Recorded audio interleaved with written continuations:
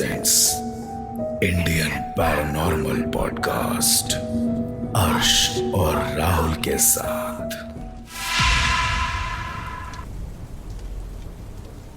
राहुल, मैं आपसे सवाल पूछूंगा कि इंसान की मौत कहाँ होती है?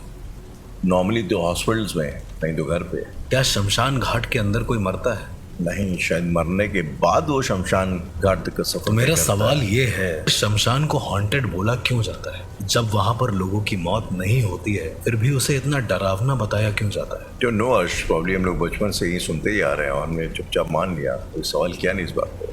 पर क्या ये सवाल करने लायक है? Perhaps, may be, yes. यही बात होती है कि लोगों को शमशान को लेकर इतनी सारी धारणाएं हैं अलग अलग। शमशान के आसपास से जब आप गुजरते हैं तो एक चीज और होती है जो हमारे इसको फॉलो करते हैं कि आप अपने सर के ऊपर हाथ रख लेते हैं या अपने सर को ठक लेते हैं किसी भी माध्यम से। इसका सीधा रेफरेंस हमारे पिछले एपिसोड्स में हम बता चुके हैं कि मैंने बताया कि बालों में सबसे ज्यादा एनर्जी होती है। उस एनर्जी को कोई डिस्टर्ब ना करे, इस वजह से बालों को ढक लिया जाता है। ये एक सबसे बड़ा रीजन है।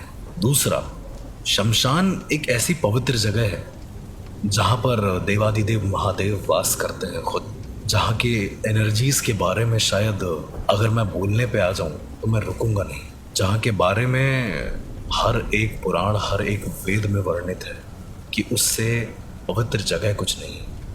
शमशान का मतलब ही यही होता है। अर्श, बनारस के बारे में मैं एक चीज और आपसे पूछना चाहूंगा। ये जब पहली बार मुझे ये स्टोरी पता लगी थी तो ये कहीं ना कहीं मेरे जहन को इस स्टोरी ने, इस कॉन्सेप्ट ने हिला दिया था। एक हॉस्टल है अर्श बनारस में जो आई थिंक घाट्स के पास होता है और कहते हैं कि वहां पे लोग जाते हैं अपनी आखिरी दिन जीने के लिए, दे फाइनल डेज। वहां पे उस हॉस्टल में बेसिकली लोग मौत का इंतजार करते हैं। और ऐसे हॉस्टल में आप ऑब्वियसली अगर आप इसके बारे में इमेजिन करेंगे तो आपको लगेगा उस जगह की वाइब बड़ी नेगेटिव होगी, वहाँ लोग बड़े डिप्रेशन में होंगे वगैरह वगैरह वगैरह। लेकिन जब आप वहाँ की वीडियोस देखें या वहाँ के लोगों से बातचीत देखें तो they are living the life like pretty good. एक लाइन है जो मैं कहना चाहूंगा शमशान को लेके, और वो लाइन है कि बनारस एक ऐसी जगह है जहां पर मौत सेलिब्रेट की जाती है। Yes, true that, yes, exactly, वहां पर मौत मनाई जाती है। दूसरा, जिस सराय के बारे में आपने बताया है मुझे, वो एक जूनागढ़ अखाड़े का एक छोटा सा वहां पर एक पार्ट बना है, उसके पास ही है। वो सराय में इट इज बिलीव दैट कि जिस इंसान को लगता है कि वो अब नहीं बचने वाला है, वो वहां जाता है और अपने अंतिम दिनों का इंतजार करता है, जहां तक मुझे पता है। क्योंकि किसी इंसान को भी अपने मरने का आखिरी दिन नहीं पता कि वो कब जाएगा, तो वो इंतजार करता है उस सराय में, ना कि उसको पता होता है कि आखिरी दिन वो है तो उस सराय में जाता है, जहां तक मेरा मानना है। एग्जैक्टली अर्श, तो मुझे भी कभी कभी ऐसा लगता है कि हमारा कल्चर शायद ऐसा एक वाहिद इकलौता एक ऐसा कल्चर है जिसमें डेथ को सेलिब्रेट किया जाता है। There is a process for everything. For example Arsh, ऐसा क्यों होता है कि लाश को कहीं भी नहीं जलाया जाता? तो इसके लिए बाकायदा एक जगह बनी, शमशान घाट है, वहीं जाके आप जो है उसको जला सकते हैं। शमशान का जो शेप होता है वो बहुत अलग होता है। उसको हमेशा दक्षिण दिशा में ही बनाया जाता है। इस बारे में ज़्यादा बात तो मैं नहीं कहूँगा क्योंकि कुछ बातें गूढ़ ही रहने देते हैं। बहुत ज़्यादा प्राचीन बातें हैं और उन्हें संभाल कर रखना ही ज़रूरी है। लेकिन शमशान बनाने के लिए भी एक ज़मीन की आवश्यकता होती है जो हर तरह की ऊर्जा को समेटने में सक्षम हो। शमशान बनने से पहले उस ज़मीन की जांच की जाती है कि क्या ये ज़मीन शमशान बनने योग्य है या नहीं, तब जाकर शमशान घाट का निर्माण होता है। अर्श, यहाँ कुत्ते बहुत भौंक रहे हैं। शमशान घाट है तो कुत्ते तो भौंकेंगे ही। तो क्या इसकी भी कोई वजह है? अच्छा, आपको क्या लगता है, कुत्ते अगर भौंक रहे हैं तो क्या उसका कोई मतलब है? साइंटिफिकली अगर मैं पूछूं तो प्रॉब्ली शायद वो कुछ ऐसा देख पा रहे हैं, महसूस कर पा रहे हैं जो हमारी समझ के बियॉन्ड है। एक स्केप्टिक इंसान के मुंह से ये बात बड़ी अच्छी लग रही है सुन के, लेकिन साइंस ने भी ये प्रूव करा है कि कुत्ते हमारे साउंड से ज्यादा फ्रीक्वेंसी को सुन सकते हैं, देख सकते हैं। तो दैट मीन्स इफ हमारी एनर्जी इस फॉर्म में यहाँ एग्जिस्ट कर रही है तो वो जो एनर्जी को वो देख रहे हैं उनकी भी अपनी एक अलग दुनिया होगी जिसे वो देख सकते हैं। Make sense. कुत्ते देखते हैं, कुत्ते या कोई भी जानवर होते हैं वो महसूस कर सकते हैं चीज, वो किसी साए का अपने पास से गुजर जाना महसूस कर सकते हैं, तभी वो भौंकते भी हैं। शमशान घाट में आपको मोस्टली कुत्ते मिलेंगे ही। और ये भी माना गया है कि जो कुत्ते हैं वो भैरव भगवान का वाहन होते हैं, उनका बहुत बड़ा एक महत्व है। तो शमशान घाट में भैरव बाबा का वाहन होने का मतलब क्षेत्रपाल से होता है। कहा जाता है कि भैरव बाबा क्षेत्रपाल भी हैं जो रक्षा करते हैं। तो कहीं ना कहीं अगर वो कुत्ते हैं वहां पर तो वो नुकसान पहुंचाने के लिए नहीं, वो शायद रक्षा करने के लिए है। एक चीज और अर्श मैंने नोटिस करी है शमशान के बारे में, आई थिंक आप मुझे शायद बेटर बता पाएंगे। तो अर्श ऐसा क्यों होता है कि शमशान घाट नॉर्मली किसी नदी के किनारे बनाए जाते हैं, बहती हुई नदी के किनारे? इसी बहती हुई नदी के किनारे शमशान घाट एक बहुत बड़ा और बहुत गूढ़ टॉपिक है एक तरीके का। और ऐसा कहा जाता है कि नदी पवित्र होती है पर नदी अपने अंदर असीम ताकतों का भंडार लेकर चलती है। ऊर्जाएं नदी में बह सकती हैं, ऊर्जाएं और तेज हो सकती हैं। और अंतिम संस्कार करने के बाद बचे हुए कपड़े, आपने देखा होगा बचे हुए फूल, वो नदी के उस पार फेंक दिए जाते हैं। एक छोटी सी जगह होती है वहां पर फेंक दिए जाते हैं, जहां पर अक्सर रात को एक छोटा सा दिया जलता हुआ दिखता होगा आपको। नदी हमेशा इसीलिए बनाई जाती है ताकि जो पॉजिटिव और नेगेटिव का बैलेंस है वो मेंटेन रहे। अगर मैं साफ शब्दों में बताऊं आपको कि अगर शमशान के आसपास नदी नहीं हुई तो ऊर्जा को पवित्र करने के लिए, जो भी चीज है उसे पवित्र करने के लिए हमें दूर जाना पड़ेगा। और जैसे ही हम दूर जाएंगे ये पॉसिबल है कि वो एनर्जी हमारे साथ गलत करने की कोशिश करे। तो इसीलिए मोस्टली शमशान घाट नदी के किनारे ही बनते हैं, जिसमें यमुना नदी का बहुत बड़ा जिक्र है, गंगा नदी का बहुत बड़ा जिक्र है। इसका क्या सिग्निफिकेंस है वो मैं फिर कभी बताऊंगा, लेकिन ये एक सत्य है जो कोई भी इंसान ठुकरा नहीं सकता।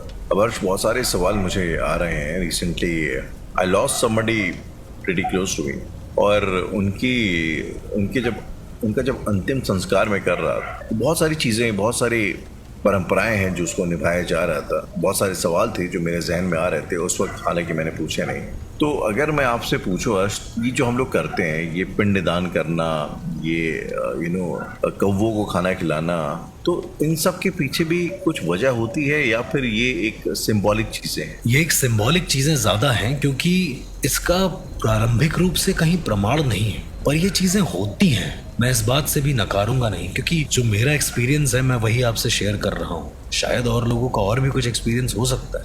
अगर मैं प्रॉपरली ऐसा देखूं कि कौवों को खाना खिलाना, लोग कहते हैं कि पितर आते हैं खाना खाकर जाते हैं, पर पता नहीं क्यों मैं एज अ पैरानॉर्मल एक्सपर्ट थोड़ा सा इन सब बातों से डिनाई करता हूँ। होता है, पिंडदान होता है, पितृपक्ष होते हैं, उसमें एनर्जीज आती हैं अर्थ पे, किसी भी फॉर्म में आ सकती है। इट्स नॉट कि वो कौवा ही हो सकता है, मैं ये नहीं कह रहा हूँ, शायद मुझे ना पता हो, क्योंकि हर चीज का ज्ञान मुझे नहीं हो सकता। और भी बहुत सारी चीजें हैं जो सीखने लायक हैं, मेरा ये मानना है। एब्सोल्युटली।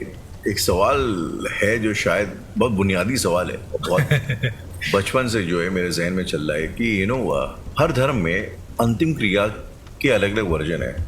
हम लोग जलाते हैं जी, कुछ लोग दफनाते हैं कुछ लोग, इनफैक्ट मैंने ये भी सुना कि तिब्बत वगैरह में वो लाशों को खुला छोड़ देते हैं पंछियों को खिलाने के लिए। तो अगर सनातन की बात करें तो जलाने का क्या सिग्निफिकेंस है?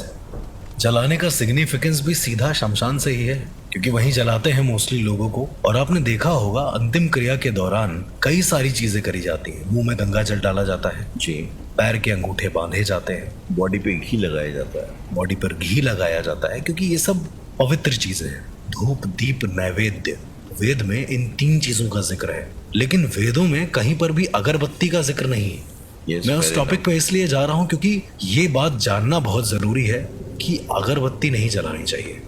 मैं किसी को मना नहीं कर रहा हूं कि मत जलाओ, और उसका कारण ये है कि अगरबत्ती में बांस होता है और बांस अर्थी में यूज होता है। तो इट इज बिलीव दैट कि जब आप जलाते हैं तो किसी पे मरने पे जलाई जाती है अगरबत्ती, नहीं जलाना चाहिए मोस्टली पूजा के समय। पर जिसकी जैसी श्रद्धा होती है शायद वो ठीक है, वो उसकी एनर्जी अपने हिसाब से।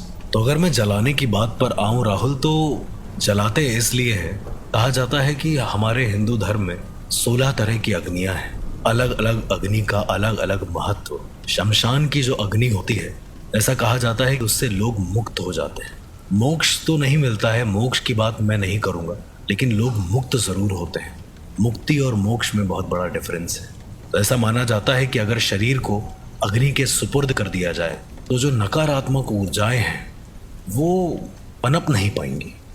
इसीलिए इतना ज़्यादा रिचुअल से, इतना ज़्यादा तरीकों से अंतिम संस्कार किया जाता है ताकि उस इंसान की ऊर्जा डिस्टर्ब ना हो, वो इंसान परेशान ना हो।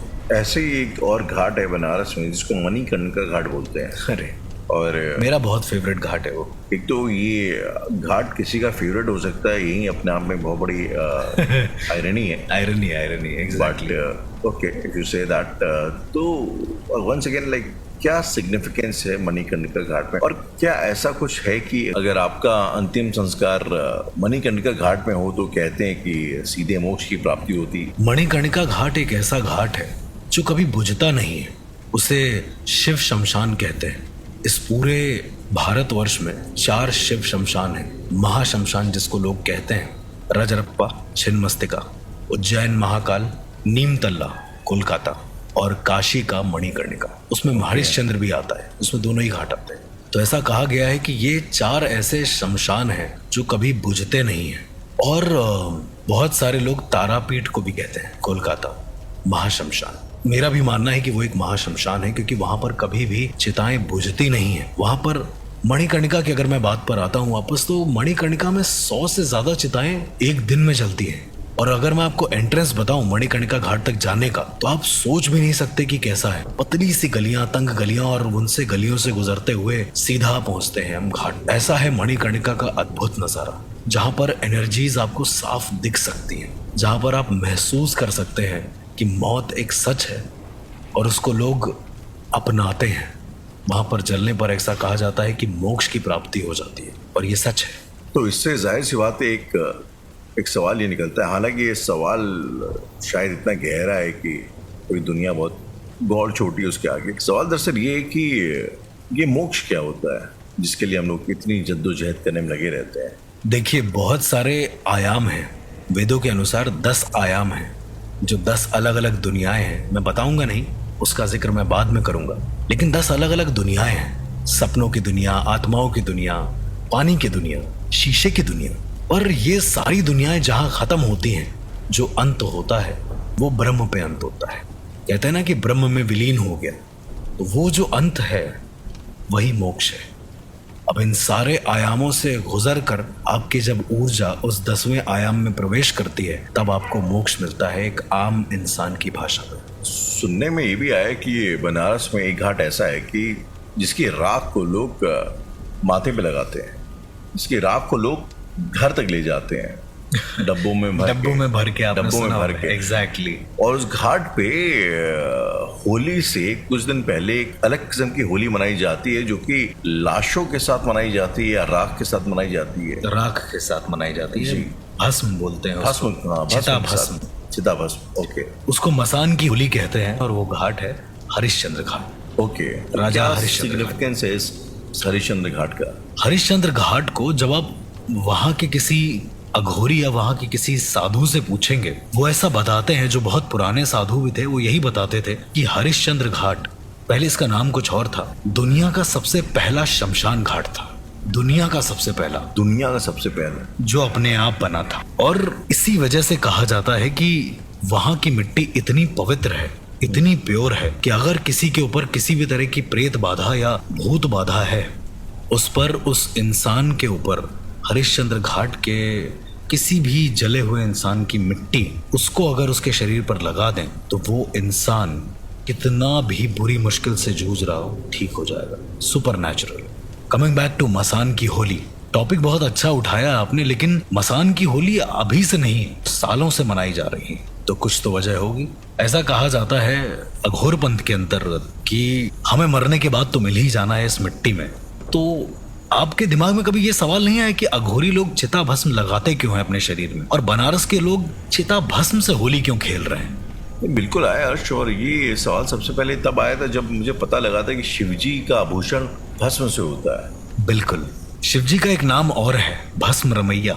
जो कि शमशान से कनेक्टेड है। और शिव जी का एक रूप और है जिसे हम अवधूत या अघोरी बोलते हैं, वो सबसे बड़ा सिग्निफिकेंस है। वो शमशान की राख को इसलिए शरीर में लपेटते थे क्योंकि उनका मानना था कि एक दिन ये शरीर मिट्टी में मिल जाना है, तो हमें इस तत्व को अपनाना पड़ेगा। आग के पास वो इसलिए बैठे रहते हैं क्योंकि उन्हें पता है कि आग भी उन पंच तत्वों की स्वामीभूति है। उसके बाद पानी से उनका रिश्ता ऐसा है कि पानी में जाकर वो सबसे पहले स्नान करते हैं, फिर राख लगाते हैं। फिर उसके बाद हवा से उनका रिश्ता ऐसा है कि वो दिन भर ख्यालों में डूबे रहते हैं, दिन भर सोच में डूबे रहते हैं। और अंततः पृथ्वी से उनका रिश्ता ऐसा है कि मरने के बाद वो पृथ्वी में मिल जाएंगे। तो वो पांचों तत्वों की पूजा जो करते हैं शिव के रूप में, शायद इसी वजह से बनारस में आज भी उस चिता भस्मों के साथ होली खेली जाती है। और ये कहा जाता है कि कुछ भेदभाव नहीं है, हर इंसान एक जैसा है। उस होली का मेन मतलब यही है। यानी कहने का मतलब वो सिंबॉलिक मतलब ज्यादा है। एग्जैक्टली। अब क्योंकि ये टॉपिक चल रहा है शमशान के टॉपिक चल रहा है अंतिम क्रियाओं का, तो एक सवाल मैं आपसे ये पूछना चाहता था। ये अलग अलग मैंने देखा है, हर कल्चर में अलग अलग वेरिएशन में सेम चीज़ है जी। और वो सेम चीज़ है जिसको हमारे यहाँ यमदूत बोलते हैं। हमारे यहाँ यमदूत बोलते हैं, किसी और कल्चर में मौत के फरिश्ते होते हैं, किसी और कल्चर में वो डेथ एंजल होता है जो कि आता है और लाश को ले जाता है। तो ये यमदूत का कॉन्सेप्ट क्या है? ये बस एक स्टोरी के टाइप का है या फिर इसके कुछ मायने हैं? देखिए, अगर यमदूतों के कॉन्सेप्ट पर हम आते हैं तो हमारी पौराणिक कथाओं के अनुसार, अथर्ववेद के अनुसार, और न जाने ऐसे कितने पौराणिक ग्रंथ हैं जिनके अनुसार यमराज का वर्णन है। अगर यमराज है तो यमदूत भी होंगे, कोई राजा है तो उसका दूत भी होगा जो अपना काम पूरा करेगा। यमदूतों का वर्णन हर जगह है, दिखने में बहुत ज्यादा विशालकाय। उनका वर्णन ऐसे किया गया है कि बहुत भयानक दिखते हैं। ऐसा कहा जाता है कि मौत के 3 मिनट पहले इंसान को एहसास हो जाता है कि वो अब नहीं रहेगा। 3 मिनट पहले? 3 मिनट पहले। लेकिन वो किसी से कुछ कह इसलिए नहीं पाता है क्योंकि उसके सामने उसकी पूरी जिंदगी आती है उस 3 मिनट में, और यमदूत उसे लेकर जाते हैं। एक बार मैंने कहीं पे सुना था कि जब आप मरने वाले होते हैं उससे थोड़ी देर पहले पूरी जिंदगी एक फिल्म की तरह, एक रील की तरह आपकी आंखों के सामने फटाफट बहुत स्पीड में गुजरती है। और उसके बाद मैंने कहीं पे सुना है ना कि इस चीज को भैरवी यातना बोलते हैं। एक नाम दिया गया है एक तरीके से, भैरव भैरवी, आपने नाम सुना ही होगा भैरव जी का। इसको नाम दिया गया है, लेकिन अगर आप आम भाषा में देखें, जब शमशान में कोई जाता है, शरीर जाता है और वो जलता है, अगर आप उसको देखेंगे तो वहां से आपको एक अलग स्मेल आएगी, अलग एक दबाव महसूस होगा। मौत के पहले जिंदगी आने का मेन मतलब ये होता है कि आप अपनी पूरी जिंदगी में हर तरह की भावनाओं से अटैच रहे हैं। हर इंसान उससे मूव ऑन नहीं कर पाता है, वो अपने साथ साथ भावनाओं के बोझ को कैरी फॉरवर्ड करता है। और मौत आने पर जब उसे ये सच्चाई सामने आती है कि अब वो नहीं है, अब वो नहीं बचने वाला है, तो वो सारी भावनाएं उसके सामने एक साथ आती हैं, जिसका बोझ लेकर वो चल रहा होता है और उसे वो समझ नहीं पाता है। तो ये होता है। और यमदूतों का कॉन्सेप्ट बहुत पुराना है कि वो यमपाश में बांध लेते हैं आपकी स्पिरिट को और ले जाते हैं अपने साथ। पर एट द एंड मैं सिर्फ यही कहूँगा कि इस दुनिया में बहुत सारी ऐसी चीज़ें हैं जो विज्ञान और समझ के परे हैं। शमशान घाट हो, कोई प्रेत हो, पिशाच हो, कोई आयाम हो या अघोरी, न जाने कितने सवाल, कितने ही पहेलियां आज भी आप सबके दिमाग में चल रहे होंगे।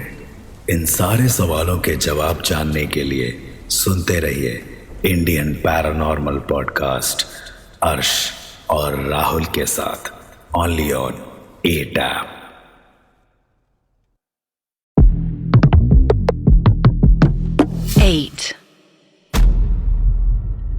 Welcome to Indian paranormal podcast season 2। मेरे साथ है अर्श जो कि एक पैरानॉर्मल एक्सपर्ट है, और पिछले सीजन में हम लोगों ने शायद सिर्फ पैरानॉर्मल के टॉपिक्स को सिर्फ टच अपॉन किया था। तो सीजन 2 की शुरुआत अर्श क्या हम अघोर के साथ कर सकते हैं? द मोमेंट आप नाम लेते हो अघोरी या अघोर, मैंने जितना देखा है लोगों के दिमाग में सिर्फ ये जाता है कि वो तो मांस खाते हैं, वो तो लोगों को वश में कर लेते हैं। वो तो ऐसा करते हैं, वो तो ऐसा करते हैं। शायद आपने भी ये चीज सुनी होगी। जी जी सुनी है, कई बार यूट्यूब वीडियोस में देखी हैं। अघोर के जो साधक, अगर आप उन्हें साधक कहना चाहते हैं, तो वो ऐसी ऐसी हरकतें करते हैं, वो अपना खुद का यूरिन पी जाना और मांस खा लेना, यार कि वो इंसानी एक लॉजिकल फ्रेमवर्क के एकदम बाहर की चीजें लगती हैं। लाइक आई मीन, ये पहली बात तो आप कुछ स्पिरिचुअल कर रहे हैं, जो कि एक लिहाज से बहुत पवित्र काम है, लेकिन उस काम की तैयारी करने के लिए आप मलमूत्र खा ले रहे हैं, आप मांस खा ले रहे हैं, आप हड्डियों के साथ खेल रहे हैं। मैं वो दिन आज भी नहीं भूलूंगा राहुल, जब मेरा सामना एक अघोरी की आत्मा से हुआ। उसके बाद मुझे ऐसा लगा कि ये मेरी जिंदगी का सबसे आखिरी केस है और इसके बाद मैं मर जाऊंगा। मैंने इस तरह का भी केस हैंडल किया है। इफ यूर ओके अर्श, क्या आप उस घटना के बारे में कुछ बात करना चाहेंगे? मैं जब भी उस घटना के बारे में बात करता हूँ कहीं ना कहीं बहुत नम हो जाता हूँ राहुल, लेकिन मैं आपको बताता हूँ ताकि सारे लोग अवेयर हो पाए। तो केस कुछ ऐसा था कि अचानक से मेरा एक दोस्त था, मैं उसके घर जाता था मोस्टली। ओके। तो अचानक से उनके मामा एक दिन मिले मुझे और मेरे सामने हाथ जोड़ने लगे और ये कहने लगे कि मेरे बच्चे को बचा लो। मैं थोड़ी देर के लिए सोचा और मैंने कहा कि हो सकता है कुछ सुपरनैचुरल एंटिटी होगी जिससे वो पॉजेस होंगे या फिर कुछ ऐसा। उन्होंने कहा कि मेरे घर में ये 7वां बच्चा है जो मर रहा है। अच्छा। उन्होंने बोला कि वो यहाँ से कुछ दूर लखनऊ में एडमिट है और एक बच्चा है जो मेरे घर में है। हमारे घर में बच्चों की मौतें हो रही हैं, क्या आप हमारी कुछ मदद कर सकते हैं? मुद्दा थोड़ा गंभीर था राहुल, और ये जानने के लिए मैं खुद उनके घर जाना चाहता था। तो मैंने उनसे कहा कि आज से 2 दिन के बाद मैं उनके घर आऊंगा, और हुआ वही राहुल कि मैं उसके बाद उनके घर गया। लेकिन मैं जब घर जा रहा था तो मेरे साथ साथ 2 और दोस्त चलने लगे मेरे। 2 और दोस्त? ओके। हाँ, मैं उनका नाम नहीं लूंगा। मैं उनके साथ जाने लगा। उनमें से एक इंसान हिंदू था और एक मुसलमान था। ओके। और हम दोनों, जब हम तीनों जाने लगे तो मोस्टली एक गांव में जाना था, तो एक बाइक पर ही 3 लोग जाने लगे। ऐसे करना अच्छा नहीं होता है, पर हम लोगों की एक मजबूरी थी तो हम लोग जाने लगे। जाते हुए अचानक से जो मुस्लिम वाला लड़का था उसे बहुत डर लगने लगा। अचानक से डर लगने लगा। सोचो, अभी हम लोग वहां पहुंचे भी नहीं थे और ये डर होने लगा उसको कि हमें नहीं जाना भैया, प्लीज कुछ ऐसा कर दो कि हम सेफ हो जाए। तो सबसे पहले जिस मज़ार के बारे में शायद हमने आपको बताया था, जिन्नात बाबा की मज़ार, जी जी, हम सबसे पहले उसको उस मज़ार में लेकर गए और उस मज़ार से चादर चढ़ाकर कुछ वहां के फूल उस बंदे को दे दिए जो मुस्लिम था। और जो हिंदू बंदा था जिसके मामा का वो केस था पूरा, उस बंदे को हम लोग, परमट एक मंदिर है, बहुत फेमस मंदिर है कानपुर में, जी जी, वहां पर जाकर बाबा का थोड़ा सा स्पर्श कराया और वहां का फूल उसको दे दिया ताकि ये दोनों एक तरीके से सेफ हो जाए। बाकी अपनी तरफ से जितनी बंदिश करनी थी मैंने कर दी। रास्ते में जाते समय अचानक से एक समय ऐसा आया कि एक बड़ा सा सुअर सामने से गुजर गया बहुत तेजी से। ओके। गाड़ी 2 मिनट के लिए डिसबैलेंस हुई। सोचिए, हम लोग अगर गिरते तो हाईवे पर ही मर जाते, लेकिन बच गए। 2 मिनट के लिए डिसबैलेंस हुई, फिर उसके बाद सीधे चलने लगे। थोड़ा सा डर लगा। गांव के करीब आते आते एक बड़ा सा लोडर हमारे सामने आया और एकदम स्किड मारकर रुक गया। मतलब वो भी हमारे सामने आ गया समहाउ। इसके बाद उनके घर जाते समय हमें बीच में शमशान घाट दिखा। पुल के ऊपर से जा रहे थे तो नीचे शमशान घाट दिखा। जो हिंदू लड़का था हमारे साथ, जिसके मामा के घर जा रहे थे, जिसके यहाँ का ये केस था, उसने देखा कि नीचे की जो अग्नि है वो इतनी तेज है कि वो ऊपर तक आ रही है। उसको गर्म लगने लगा अचानक से। फिर मैंने कहा कि इतना मत सोचो, ये सब हेलुसिनेशंस हैं, आगे चलते हैं। आगे चलने के बाद हम सीधा पहुंचे उनकी नानी के घर, जो उनके मामा के घर से करीबन आधे किलोमीटर दूर थी। वहां बैठकर हम लोगों ने पानी वगैरह पिया और उसके बाद वहां से निकल आए। अच्छा, इस जल्दी में मैंने अपना बैग वहीं छोड़ दिया, ओके, जिसमें कई सारी पवित्र चीजें रखी हुई थी। इसके बाद उन मामा के घर के सामने जब हम तीनों आए और वो मामा हमारे साथ खड़े थे, तो उन्होंने बताया ये है हमारा घर। द मोमेंट उन्होंने कहा ये है हमारा घर, उनकी वाणी में कुछ अलग ही बात थी। ऐसा लग रहा था कि वो कोई बहुत ही एजेड इंसान बोल रहा है। जिस पल मुझे ये रियलाइज हुआ, मैंने ये नोटिस किया कि मैं अपना बैग उसकी नानी के घर भूल आया हूँ। फिर मैंने वापस से अपना बैग उसे भेजकर मंगवाया। अब जो मेरे सामने नज़ारा था राहुल, ये जिंदगी का सबसे यूनिक नज़ारा था, क्योंकि ऐसा नज़ारा सिर्फ मैंने फिल्मों में देखा है और कहीं नहीं। क्या नज़ारा? जैसे ही मैं उस घर के अंदर एंटर करता हूँ, देखता हूँ एक बहुत बड़ा सा हॉल है, जहाँ पर एक सोफा पड़ा हुआ है और उनका एक बच्चा लेटा हुआ है। नज़ारा ये नहीं था। नज़ारा ये था कि हमने 2 कदम आगे बढ़ाया और उनके घर की सारी लाइट फ्लिक होने लगी, बहुत जोर से फ्लिक होने लगी, ऐसे जैसे सुपरनैचुरल एंटिटी को पता चल गया है कि हम लोग वहां पर हैं। करीबन 10 कदम चलने के बाद वो फ्लिक होना बंद हो गया और बड़ा अजीब सा था वो फ्लिकर। उसके बाद हम लोग वहां पर गए। अच्छा, मैंने मना कर रखा था कि उस घर का हम लोग कुछ भी नहीं खाएंगे, पहले से ही बोल रखा था, लेकिन फिर भी उनके मामा एक मिठाई लेकर आए और हमें जानबूझकर ये फोर्स करने लगे कि ये खाओ, ये खाओ। हम लोगों ने मना करा कि हम लोगों को नहीं खाना। उन्होंने बताया कि उनके घर में दरअसल हो क्या रहा है। उनका बच्चा कभी कभी बेड पर बैठकर अचानक से गिर जाता था। उनके यहाँ जो पहली मौत हुई एक बच्चे की, उनके पहले बच्चे की जो मौत हुई थी, वो टीवी देख रहा था नॉर्मल सी, उसने शायद कोई कार्टून लगा रखा होगा और उसके बाद वो अचानक से जोर से चिल्लाया बाबा, और बाबा चिल्लाने के बाद वो सीधा गिर गया जमीन पर, मर गया। उनके यहाँ पर 3-4 बच्चों की मौत सेम ऐसे ही हुई कि रास्ते में कोई खेल रहा था, वो जोर से चिल्लाता है बाबा, और ये कहने के बाद वो मर गया। इसके बारे में राहुल पता तो मुझे जरूर लगाना था, क्योंकि एक ही जगह पर ऐसा कैसे हो रहा है कि इंसान, जो भी कोई बच्चा है, वो ये चिल्ला रहा है बाबा और जोर से कहने के बाद वो मर जा रहा है। तो मुझे इस बारे में पता तो जरूर लगाना था। रात हुई, मैंने उनको लॉन्ग देकर जो भी मेरा प्रोसीजर था वो मैंने दिया और बोला कि अपने बच्चे के साथ यहीं खटिया पर सो जाओ, और वो लेट गए। उस दिन काली रात थी, वो रात अमावस से भी खतरनाक रात होती है। उस दिन कुछ नहीं दिखता, पिच ब्लैक होता है। एक छोटी सी मंजिल का मकान जहां पर ऊपर रूफ है, हम लोग रूफ पर नहीं जा सकते थे क्योंकि बहुत तेज बारिश हो रही थी। नीचे के पोर्शन में नहीं रुक सकते थे क्योंकि प्रोसीजर के दौरान हमें उस जगह पर नहीं रुकना है जहां पर वो लोग लेटे हुए। तो हम लोग स्टेयर्स पे रुके, जो छत और जमीन के बीच में स्टेयर्स थी। अब कभी कभी बिजली इतनी तेज कड़क रही थी कि हमें नीचे का नजारा दिख रहा था, और लाइट तो बिल्कुल नहीं आ रही थी। पूरा पिच ब्लैक उनका घर था। तो हमें कभी कभी उस आदमी का चेहरा दिख जाता, कभी कभी उस बच्चे का चेहरा दिख जाता। धीरे धीरे जो मेरे साथ मुस्लिम वाला लड़का बैठा था, उसने देखा कि उस आदमी का चेहरा पहले बच्चा बन रहा है, फिर जवान हो रहा है, फिर बूढ़ा हो जा रहा है। द मोमेंट लाइट उसके ऊपर पड़ रही है। बहुत अजीब सा था। इसके बाद बीच में हम तीनों को एक बार आंख लगती है और तीनों को अचानक से एक बहुत रुद्र रूप में ऐसी कोई आंख दिखती है जो बहुत डरावनी है। तीनों को इकट्ठे, और हम तीनों कहते हैं कि हमें आंख दिखी। आंख दिखने के ठीक बाद हम लोग थोड़ा सा और नींद में जब जाते हैं तो नीचे जो मुस्लिम वाला लड़का बैठा हुआ था, हम लोग स्टेयर्स पे ऐसे लाइन बाय लाइन बैठे हुए थे, उसको ऐसा लगा कि उसके पैर को किसी ने बहुत जोर से पकड़ा है गीले हाथों से। और जब उसने पैर छुड़ाने की कोशिश करी और तो अचानक से ऐसी आवाज आई जैसे चिमटे को बजा रहा है कोई। अघोरियों के हाथ में जो चिमटा होता है। थर्ड मूवमेंट पर हमें बहुत जोर जोर से डमरू की आवाजें आने लगी राहुल। फोर्थ मूवमेंट पर हमें पानी के छपाकों की आवाज आने लगी, और उस मूवमेंट पर हम तीनों के रोंगटे खड़े हो गए। अगर एक भी इंसान डरता ना राहुल तो शायद बचना बहुत मुश्किल हो जाता। वो एक अघोरी की आत्मा थी जो वहां पर हम लोगों को चिता रही थी कि अगर हम लोग नहीं गए तो हम तीनों मरेंगे। अघोरी की आत्मा? बिल्कुल। डमरू का दिखना, आंखों का दिखना और उस त्रिशूल का दिखना, ये संकेत है कि वहां पर एक अघोरी की आत्मा थी। तो अघोरी की आत्मा आपके हिसाब से अच्छी होगी या खराब होगी? एक अघोरी की आत्मा क्या थी वो आपको आगे पता चलेगा। इसके बाद सुबह होने को थी। मैंने सबको उठाया, जैसे तैसे वो रात कटी। मैं बता भी नहीं सकता कि कितनी भयानक रात थी वो।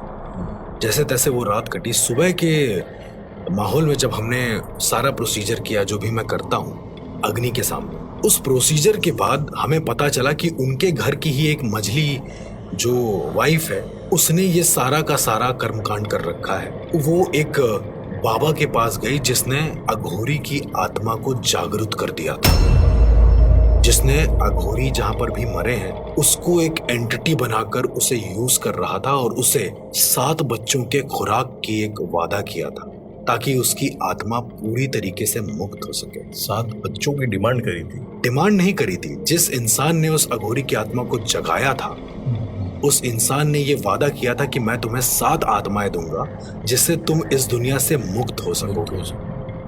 ऐसा एक प्रोसीजर होता है, और इसीलिए वो अघोरी सारे बच्चों को मार रहा था। आखिरी टाइम पर जब ये सारी चीजें कबूल हुई, तब उन बड़े वाले जो मामा थे उनके, उन्होंने कहा कि अगर वो ये सब कबूल कर लें, हमने कहा कि ये सिर्फ यही एक रास्ता है, अगर वो कबूल कर लेंगे तो शायद आपका बच्चा बच जाए। उन्होंने आखिरी टाइम पर यह बात कबूल करी जैसे तैसे, जब उनके कमरे से ताबीज मिलना शुरू हो गई अलग अलग, उनके कमरे से मंत्र के पर्चे मिलना शुरू हो गए अलग अलग। उसी दिन जब खंगाला गया उसको, तो उन्होंने कबूल किया कि हाँ, मेरी ही वजह से ये सब हो रहा है, मैंने प्रॉपर्टी के लालच में ये सारी चीजें करी। द मोमेंट उन्होंने ये बोला, उनके मुंह से खून की उल्टी हुई और वो वहीं की वहीं मर गई। मर गई मेरे सामने दम तोड़ रहा है। ये सारे प्रोसीजर को देखने पर, क्योंकि वो एक गांव था तो वहाँ ज़्यादा इन सब की वो नहीं थी, लेकिन मेडिकल रिपोर्ट्स में भी यही आया था जब उनको चेकअप कराया गया था कि उनको एक बीमारी हो गई थी अननेसेसरी। तो ये था एक पोजेशन, एक अघोरी की आत्मा का पोजेशन जो एक घर में था। उसके बाद से उस घर में मैंने यही कहा कि आप लोग शिव चालीसा और दुर्गा सप्तशती का पाठ हर दिन करेंगे, और आज भी उस घर में ऐसा ही होता है। और ऊपर वाले की दुआ से, शिव की दुआ से बच्चे आज भी सेफ हैं। वो अघोरी की आत्मा बुरी नहीं थी, उसे जबरदस्ती बुरा बनाया गया था उस तांत्रिक के जरिए। मैं फिर कहता हूं कि अघोरी एक ऐसे शख्स होते हैं जो शायद अगर उनका हाथ आपके सर पर आ जाए ना तो आपकी जिंदगी तर जाएगी। वो इतने ज्यादा अच्छे होते हैं। शायद आज का जो एपिसोड है अघोर का, वो सुनकर आप सबकी राय बदलने वाली है, क्योंकि अघोरी कभी भी गलत नहीं होते।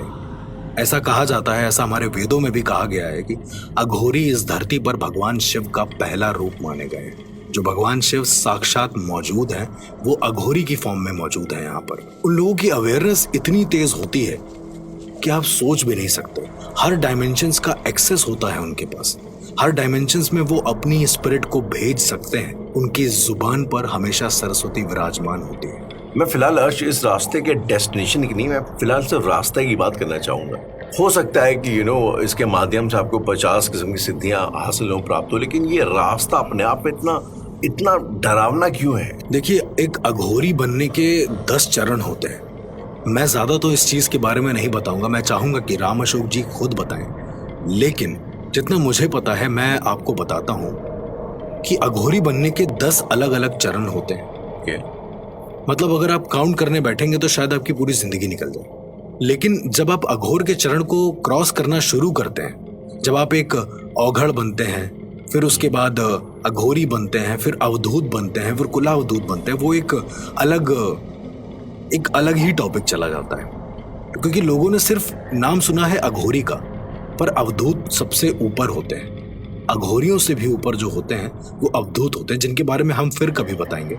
इनके चरणों की अगर हम बात करें, जैसा आपने कहा कि वो लोग मांस भी खा लेते हैं, अपना यूरिन भी पी लेते हैं जी, ये वो करते नहीं है दरअसल ये उनकी विद्या को अटेन करने का एक छोटा सा हिस्सा होता है, जिसका सीधा सा मतलब ये होता है कि उन्हें किसी भी तरह की मोह माया से कोई भी लेना देना नहीं है। ये सिर्फ उस चीज को ही दर्शाता है कि आप इस दुनिया से नहीं जुड़े हो, आप यहाँ पर एक पर्पस पूरा करने आए हो, वो पर्पस है। और अघोर में जो लोग जाते हैं उनका ये मानना है कि उनके जीवन का एक ही उद्देश्य है, क्या? और वो है शिव को जाना, शिव को प्राप्त हो जाना। वो जीवन और मरण के चक्र से बिल्कुल अलग हो जाते हैं राहुल। तारापीठ के एक बहुत बड़े अघोरी थे राहुल, जिनका नाम था वामखेपा, जो बहुत ज्यादा प्रचलित है तारापीठ में। आपने शायद उनका नाम सुना होगा, कोलकाता के तारापीठ में वामखेपा जी थे। मैं उनके बारे में छोटा सा डिस्क्रिप्शन एक देता हूँ, ये असली कहानी है, कोई भी इंसान वहां जाकर पता कर सकता है। क्या? वामखेपा जी एक बहुत उच्च कोटि के अघोरी थे, पुजारी थे मान के चलो आम शब्दों में, लेकिन वो माता को पूजते थे, वो शक्ति को पूजते थे, वो शिव को नहीं, वो शक्ति को पूजते थे। शक्ति को पूजने पर वो माता को खाना खिलाते थे पहले, और माता अगर खाना नहीं खाती थी वो रूठ कर बैठ जाते थे उनकी ही तस्वीर के सामने। एक मंदिर मिला उनको पूजा करने के लिए, और उस मंदिर में जैसे ही माता का कोई भोग आता तो वामखेपा जी पहले खुद खाते, फिर माता को खिलाते। अच्छा। हाँ, और ऐसा देखने से वहां का जो राजा था ना, वो बहुत गुस्सा गया कि आखिर ऐसा क्यों हो रहा है, मतलब माता को झूठा भोग क्यों लगा रहे हो। तो उस वामखेपा जी ने ये बोला कि मैं माता को भोजन ऐसे वैसा नहीं दे सकता जब तक भोजन में स्वाद ना हो, वो मेरी माता है, इस तरह से। और ये समझकर राजा ने उसे पागल समझा और उन्हें उठाकर शहर के बाहर फेंकवा दिया। आप विश्वास करेंगे राहुल, परम सिद्ध अघोरी की वो परम अवस्था जहां पर वो माता से एक ऐसा रिश्ता बना रहा है कि तू अगर नहीं खाएगी तो मैं भी नहीं खाऊंगा। उस शहर के बाहर कीचड़ में वो पड़े हुए थे। उन्होंने कहा अपने मन में उस आसमान की ओर देखकर कहा कि माता, अब जब तक तू उठाने नहीं आती मुझे, मैं यहाँ से हिलूंगा नहीं। और वो वहीं पर पड़े रहे 3 दिन। 3 दिन बिना कुछ खाए पिए, कुछ नहीं करे और वहीं पर पड़े रहे। इन 3 दिनों में राजा को एक सपना आता है और सपने में आता है कि तुरंत जाओ और वामखेपा से माफी मांगो, मेरा मंदिर स्थापित करवाओ और वहां पे पुजारी वामखेपा ही रहेगा। और राजा वापस से उन्हें आता है, ससम्मान लेकर जाता है और वहां रखता है। उनके बारे में कई सारी ऐसी कहानियां भी प्रचलित है। मैं उनका एग्जाम्पल इसलिए दे रहा हूं अघोर के रूप में क्योंकि ये प्रमाणिक रूप से मौजूद है और आप देख सकते हो, आप समझ सकते हो तारापीठ जाकर। तो वामखेपा जी की जब माँ खत्म हुई थी, उनका जब देहांत हुआ था उनकी माँ का, उन्हें नदी के उस पार जाना था।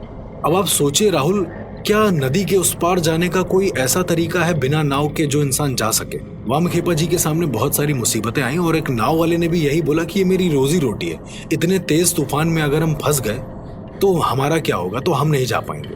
और उनकी माँ की एक इच्छा थी कि इनका जो अंतिम संस्कार हो वो तारापीठ के शमशान में। वामखेपा जी ने बस इतना ही कहा कि माँ, अगर मैंने तुझे जरा सा भी माना हो तो अभी मुझे रास्ता दे। और गांव वाले, राहुल देखने वाले थे, उस नदी में रास्ता बन गया। क्या बात कर रहे हैं आप? मैं सच बोल रहा हूं, ये वहां पर आज भी आप पूछ सकते हैं जाके, उस नदी में एक रास्ता बन गया जिस रास्ते में पैदल वो अपनी माँ को लेकर गए। ये घटना सच्चाई है जो वहां के अनंत लोगों ने देखी है, महसूस करी और समझी है। ये तो बहुत नॉर्मल सी चीज है।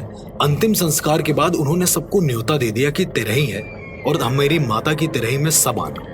वो खुद गरीब थे, आप विश्वास नहीं मानेंगे, ट्रक भर भर के राशन आने लगा, अचानक से खाना बनने लगा, सारी चीजों का लोग आने लगे। लेकिन बारिश शुरू हो गई। वामखेपा जी ने अपनी एक जो उनके पास छड़ी रहती थी उसको लिया और चारों तरफ एक घेरा बनाया।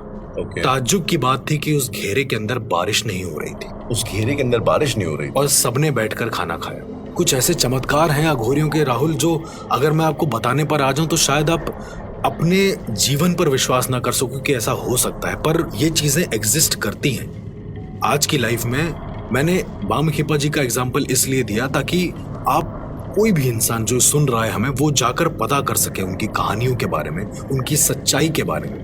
क्योंकि अगर मैं आज किसी अघोरी का एग्जाम्पल देता कि वो किसी भी आत्मा से बात कर सकते हैं, उन्हें रोक सकते हैं, अपने हिसाब से उनसे काम करवा सकते हैं, तो शायद लोग ना माने।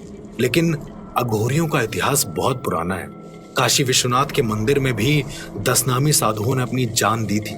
ये शायद आपको भी पता होगा कि कई सारे साधुओं ने एक साथ अपनी जान दे दी थी शिव मंदिर को बचाने के लिए। अक्सर मैंने सुना है चीज। 10 नामी साधु थे और वो भी अघोरी ही चरण में आते हैं और बहुत बड़े भक्त होते हैं वो भगवान शिव के। तो अब जरा सोचिए आप, अघोरियों का कितना बड़ा योगदान रहा है और कितना बड़ा और कितना अच्छा अस्तित्व रहा है। लेकिन अब लोग, कुछ लोगों की वजह से और कुछ मीडियाज की वजह से उन्हें गलत समझते हैं। अर्श, जैसे अघोरीज के अंदर भी शायद से बहुत सारी कैटेगरीज होती हैं। मैं बस खाली अपनी क्यूरियोसिटी के लिए आपसे पूछ रहा हूँ। आपने शायद कल परसों पहले कपाली करके कपालिक एक होते हैं, वो अलग कपालिक भी। जी। तो ये भी इसके अंदर ही होते हैं। कपालिक थोड़े से अलग होते हैं, वो बहुत ज्यादा तामसिक रहते हैं। तामसिक मतलब गंदी चीजों की ओर ज्यादा आकर्षित रहते हैं, अपने हाथ में एक कपाल लिए रहते हैं। होता तो ये अघोरियों का भी इंस्ट्रूमेंट है, मनुष्य की खोपड़ी। यस, तो ऐसा भी होता है। अघोरियों के बहुत सारे इंस्ट्रूमेंट्स भी होते हैं जो शायद हर किसी के बस की बात नहीं है जानना। और ऐसा भी कहा जाता है कि वो अनंत सिद्धियों और अनंत शक्तियों के मालिक होते हैं। फिर चाहे वो किसी बच्चे की ही आत्मा को सही करना क्यों ना हो, उसे वो ठीक कर सकते हैं। क्या बात करें, एक बच्चे की आत्मा? यू मीन टू से possession of a child? Exactly.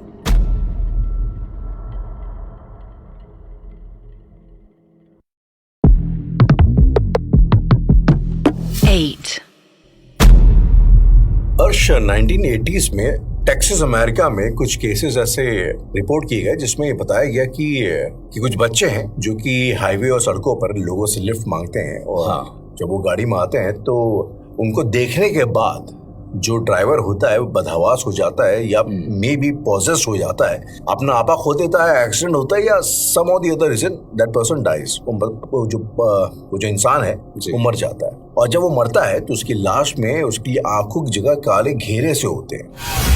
बिल्कुल। इनफैक्ट ये जो कॉन्सेप्ट था, ये इन दुर्घटनाओं को बाद में ब्लैक आइड चिल्ड्रन के नाम से एक अर्बन लेजेंड के तौर पे आज हम इसको जानते हैं। काफी फेमस है, काफी फेमस है ये। In fact I am pretty sure आपने इसके बारे में सुना होगा। तो जब पहली बार मुझे इसके बारे में पता लगा तो ये सोचना कि हम अक्सर जब भी इमेजिन करते हैं तो इमेजिन करते हैं या तो वाइट कपड़ों में किसी फीमेल को या फिर किसी भूत पिशाच को, लेकिन बच्चों को as a supernatural entity के तौर पे इमेजिन कर पाना अपने आप में बहुत मुश्किल होता है। तो what do you think, like बच्चे राहुल देखो, बच्चे भगवान का रूप भी कहे गए हैं एक तरीके से।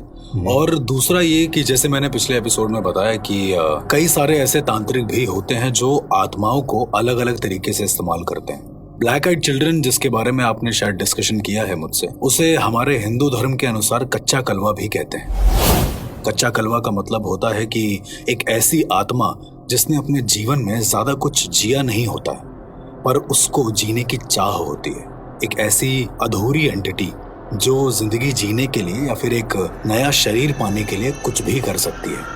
और एक बड़े ताज्जुब की बात यह है कि वो बच्चों की आत्माएं होती हैं। जैसे आपने ब्लैक आइड चिल्ड्रन के बारे में बताया, उसके बारे में एक किस्सा भी बहुत बताया गया कि दो बच्चे थे जो एक घर को बार बार नॉक करके जाते थे। एक दिन उस घर के ऑनर ने दरवाजा खोला और उन दोनों बच्चों की आंखें झुकी हुई थी। उन्होंने उसे अंदर बुला लिया। शायद वो लोग समझा कि घर भटक गए होंगे या फिर रास्ता भटक गए होंगे अपना। उनसे पूछा तुम्हारा घर कहाँ है। उन्होंने उनसे सिर्फ पानी मांगा पीने के लिए। द मोमेंट वो पानी लेकर वापस आते हैं और उन बच्चों को देते हैं, उसके बाद से उनकी बॉडी वैसी की वैसी स्टिल हो गई।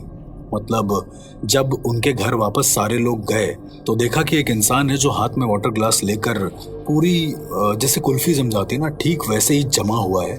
उसकी आंखों के नीचे, पूरी आंखों के चारों तरफ काला घेरा है और जो उसकी वाइफ है वो किचन में ही खड़े खड़े मर गई है। ये एक ब्लैक आइड चिल्ड्रन की कहानी मैंने भी सुनी थी जो बहुत ज़्यादा रिजेंबल करती है कच्चा कलवा जो सुपर नेचुरल एंटिटी है बच्चों की, उससे। अर्श, जो कच्चा कलवा का आपने जिक्र किया है, थोड़ा शायद हमारी अंडरस्टैंडिंग लिए समझाएंगे। ये क्या स्पिरिट्स की तरह होती हैं या ये पोजेस करती हैं या फिर ये सिर्फ परेशान करती हैं? तो चलिए, कच्चे कलवे के बारे में अगर मेरे हिसाब से बहुत सारे टीवी चैनल्स या फिर बहुत सारे न्यूज़ चैनल्स पे भी इसका डिस्कशन हुआ था। बहुत पहले कुछ शोज आते थे जिसमें कच्चे कलवे का जिक्र था। कच्चा कलवा एक ऐसी एंटिटी होती है राहुल, आप समझो कि कोई बच्चे की आत्मा है। अब एक बच्चा है, उसका नेचुरल नेचर कैसा है, उसे ज्यादा कुछ पता नहीं, लोगों को उसे एक्सप्लोर करने में ज्यादा अच्छा लगता है। तो वो लोगों के बारे में जानेगा, उनके बालों से खेलेगा, उन पर कभी हाथ मारेगा।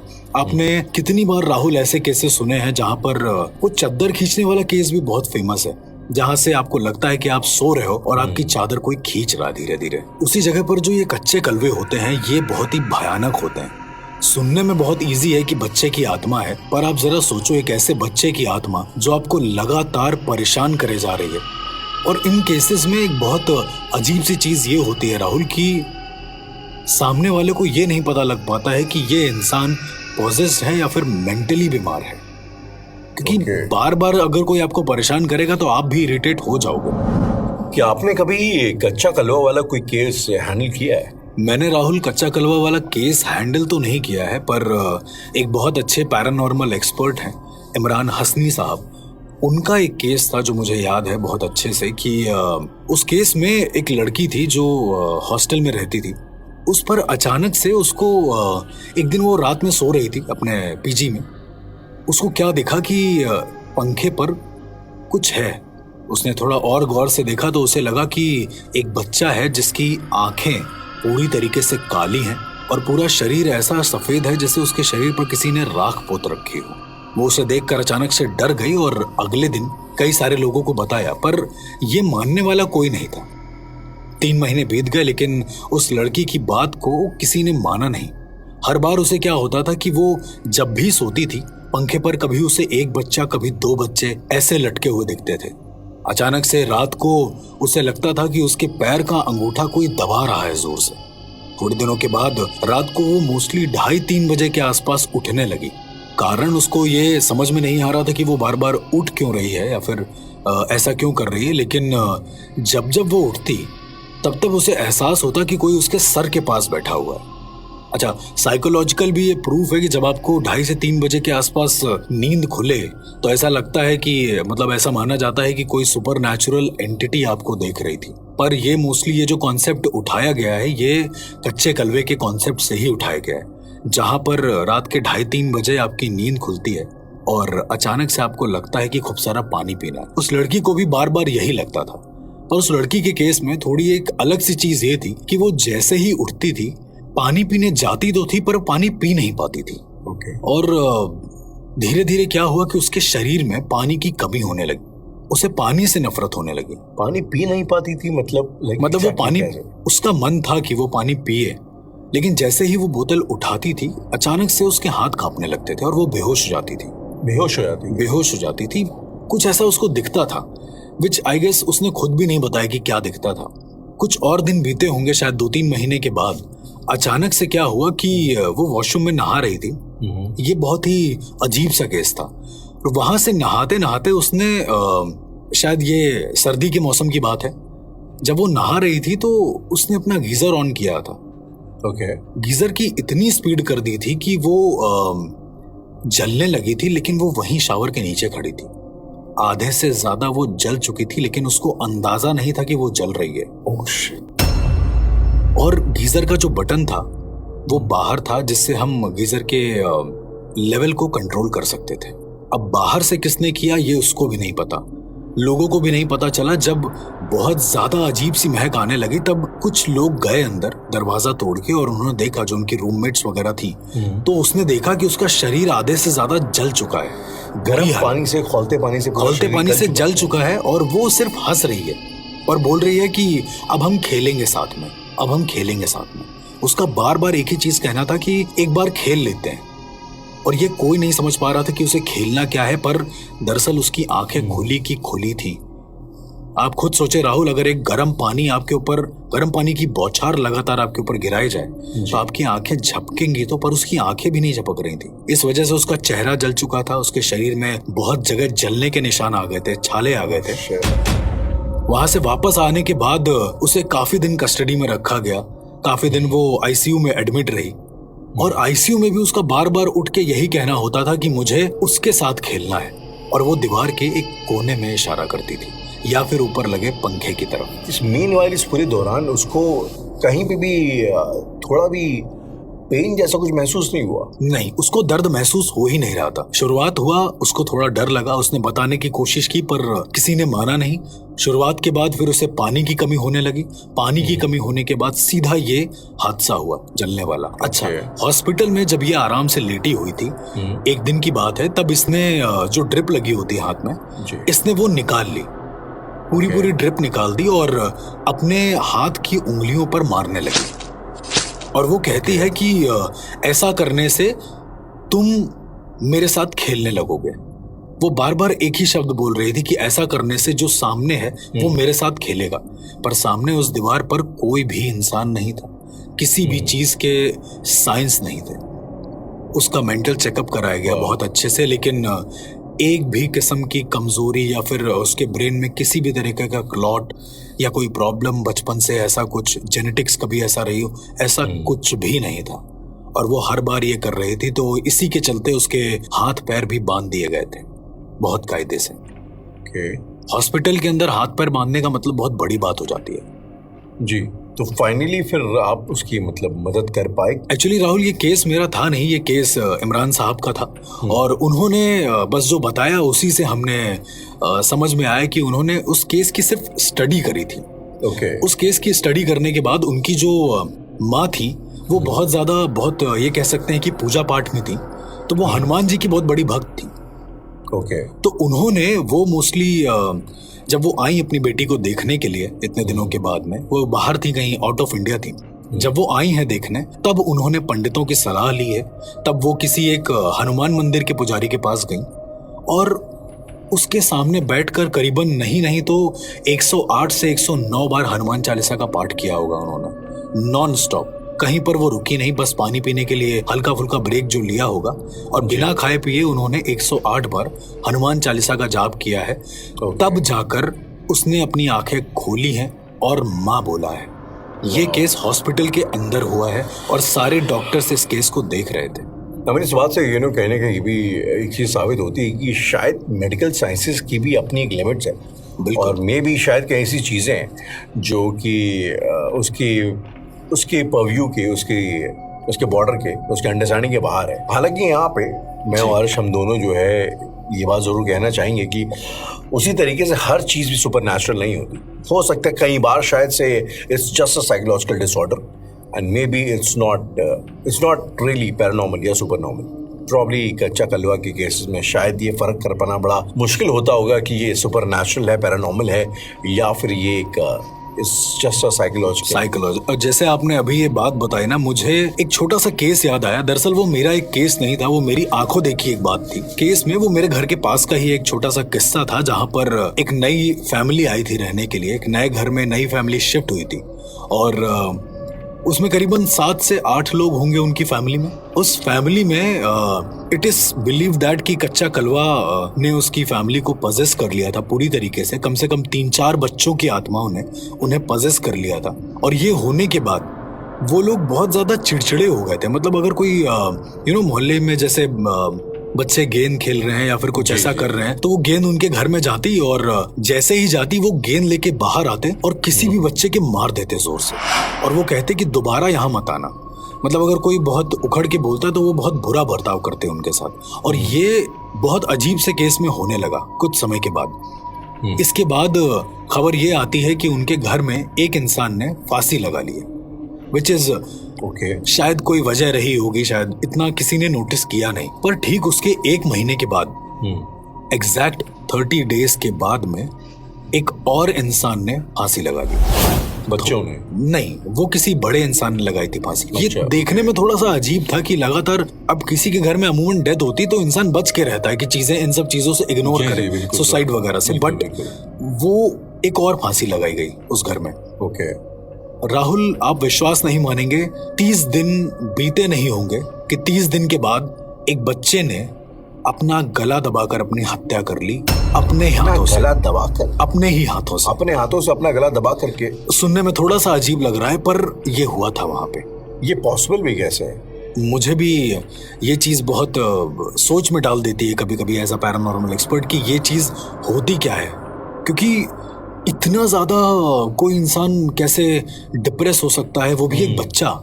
क्योंकि मैंने ये देखा कि जितने भी इंसान मरे हैं, सबका जब पोस्टमार्टम रिपोर्ट सामने आई थी तो ये था कि सब डिप्रेशन में थे, इस वजह से उन्होंने फांसी लगाई। पर मेरे हिसाब से उनके घर में सब कुछ था, वो किसी भी तरह के डिप्रेशन का शिकार नहीं हो सकते, जहां तक मेरा ऐसा मानना है। और उसके बाद एक 8 साल के बच्चे को क्या डिप्रेशन होगा, जरा सोचिए, आप खुद ही सोचिए कि एक 8 साल का बच्चा है, उसे क्या डिप्रेशन हो सकता है। एग्जैक्टली। और उसे मारने वाला उस घर में कोई है भी नहीं, सब बाहर गए हैं। उसने खुद के गले को दबाकर जान दे दी। उसके गले पर उसके हाथों के निशान थे। अब आप सोचिए कितनी ज्यादा मजबूती से उसने अपना गला दबाया होगा। तो ये बात सामने कैसे आई आज कि ये कच्चा कलवा है? कच्चा कलवा है, एग्जैक्टली। ये जब मैंने इस केस के बारे में देखा था, क्योंकि जब वहां से ये सारे लोग चले गए, वहां का आखिरी एक इंसान बचा हुआ था, उस परिवार का एक सदस्य बचा हुआ था, वो चला गया। उससे जब मैंने कई सारी बातें पूछी तो उसने छोटी छोटी बातें बताना शुरू किया कि हर इंसान अपने में बिजी हो गया था, वरना परिवार एकदम एकजुट होने वाला परिवार था। उसने बताया कि ये जितने भी लोग होते थे अचानक से कहने लगते थे कि नहीं, मुझे मतलब बच्चों वाली चीजें खानी है। जैसे अब मान के चलिए कि चौकोस हो गया या फिर कुछ ऐसा हो गया, तो वो लोग ये सब चीजें खाते थे खाने के बजाय। और वो कहते थे कि मेरे साथ जो मेरा दोस्त है वो भी ये खाना खाएगा। अच्छा। हर बार ये कहते थे। और आखिरी जो शख्स था वो दरअसल ज्यादा घर में रहता नहीं था, इस वजह से उस पर ये चीजें हावी हो नहीं पाई। दोबारा जब उस घर में कुछ लोग आए रहने के लिए, तब उन्होंने जब एक बड़ा हवन कराया, तब उन्हें पता चला कि इस घर में कच्चे कलमों का साया है। ओके, तो उन्होंने वहाँ पे नहीं, उनके लिए बेसिकली एक जगह देनी पड़ती है, आपको वो घर छोड़ना ही पड़ता है। तो क्या आज तक उस घर में कच्चे कलवों का ही साया है? कच्चे कलवे ये कह सकते हैं, हाँ, आज भी एग्जिस्ट करते हैं उस घर में। लेकिन उस घर के आगे अब एक दुकान खुल गई है। मतलब उस घर से लगे हुए एक पोर्शन में वो इंसान सुबह आता है, अपना काम वाम करता है और चला जाता है। वो बेसिकली भगवान की मूर्तियां बनाता है। ओके। हाँ, तो वो मूर्तियां बनाता है और वहां से वो चला जाता है। हमने जब उससे पूछा कि तुम्हें कोई दिक्कत तो नहीं हो रही, तो वो बार बार ये कहता है कि एक बच्चा आता है उस दुकान में, ओके। और उस दुकान में आकर ये कहता है कि अंकल ये दुकान यहाँ से मत हटाना। इसने कई बार उस बच्चे का पीछा, हाँ, उसने कई बार उस बच्चे का पीछा करने की भी कोशिश करी है, लेकिन वो बच्चा उसको कहीं मिलता ही नहीं है। और आज भी शायद ये बरकरार है ये होना। वो हर दिन बच्चा उसके पास आता है, नहीं आएगा तो वो सपने में आएगा, लेकिन आएगा। और वो कहता है कि इस दुकान को हटाना है। शायद ये कह सकते हैं राहुल की कुछ चीजें ऐसी होती हैं जो प्री डेस्टिन्ड होती हैं। शायद उस इंसान का, उस मूर्तिकार का वहां पर जाना उन कच्चे कलवों की आत्मा को शांति देने का एक माध्यम बन गया हो, ये भी हो सकता है। अच्छा, ये एक बस आउट ऑफ माई क्यूरियोसिटी एक सवाल और है जी। हमने, क्योंकि हमारा ज्यादातर का हम मतलब वेस्ट से बहुत इन्फ्लुएंस्ड हैं, हॉलीवुड से बहुत ज्यादा हम लोग इंस्पायर्ड हैं, बिल्कुल इन्फ्लुएंस्ड हैं। और एक से एक फिल्में आई हैं। इनफैक्ट एक सिक्स सेंस करके एक मूवी है, प्रीटी श्योर आपने देखी होगी।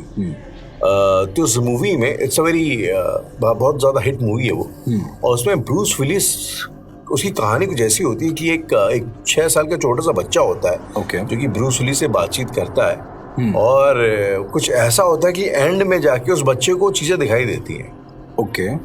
और बहुत एंड में जाके ये चीज रिवील होती है कि ब्रूस विलिस खुद जो है मर चुका था स्टार्टिंग में ही, और वो भी जो है थ्रू आउट एक भूत था। तो उसको पता नहीं था कि मैं खुद की एक भूत है। हाँ, ये एक कॉन्सेप्ट। तो मेरा बेसिकली पूछने का जो सेंस था, मतलब ये था कि अर्श, जो बच्चे होते हैं द वे दे आर, क्योंकि इतने बहुत प्योर सोल होते हैं, इस करके ये ज्यादा ससेप्टेबल होते हैं टुवर्ड्स पैरानॉर्मल एंटिटीज। इन्हें जल्दी आसानी से इस तरीके की चीजें दिखाई दी जाती हैं। ये क्या वजह है? राहुल देखो, मेरा ऐसा मानना है कि अगर आपका ये सवाल है कि बच्चे इतनी जल्दी आत्माओं को कैसे देख लेते हैं, मैं थोड़ा वक्त में पीछे जाता हूँ और कहता हूँ कि बच्चे, आपने शायद देखा होगा, कई बार बच्चे गुनगुनाने लगते हैं, कुछ कुछ बोलने लगते हैं, बुदबुदाने लगते हैं बचपन में, देखा होगा, राइट? जी जी। तो मैं अगर पूछूं कि उसका मतलब क्या है, क्या आप बता सकते हैं?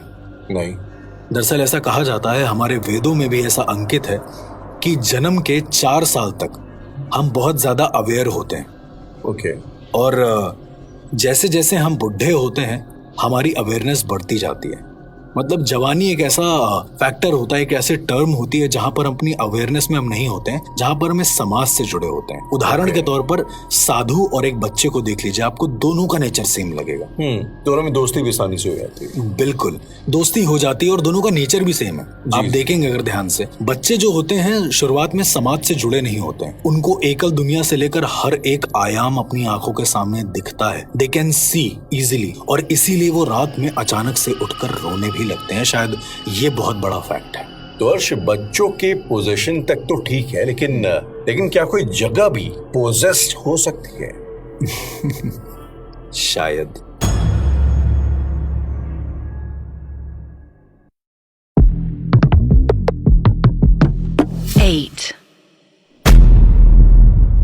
राहुल, क्या कभी तुमने कोई ऐसी जगह सुनी है जहां पर मृत शरीर बात करते हैं आपस में?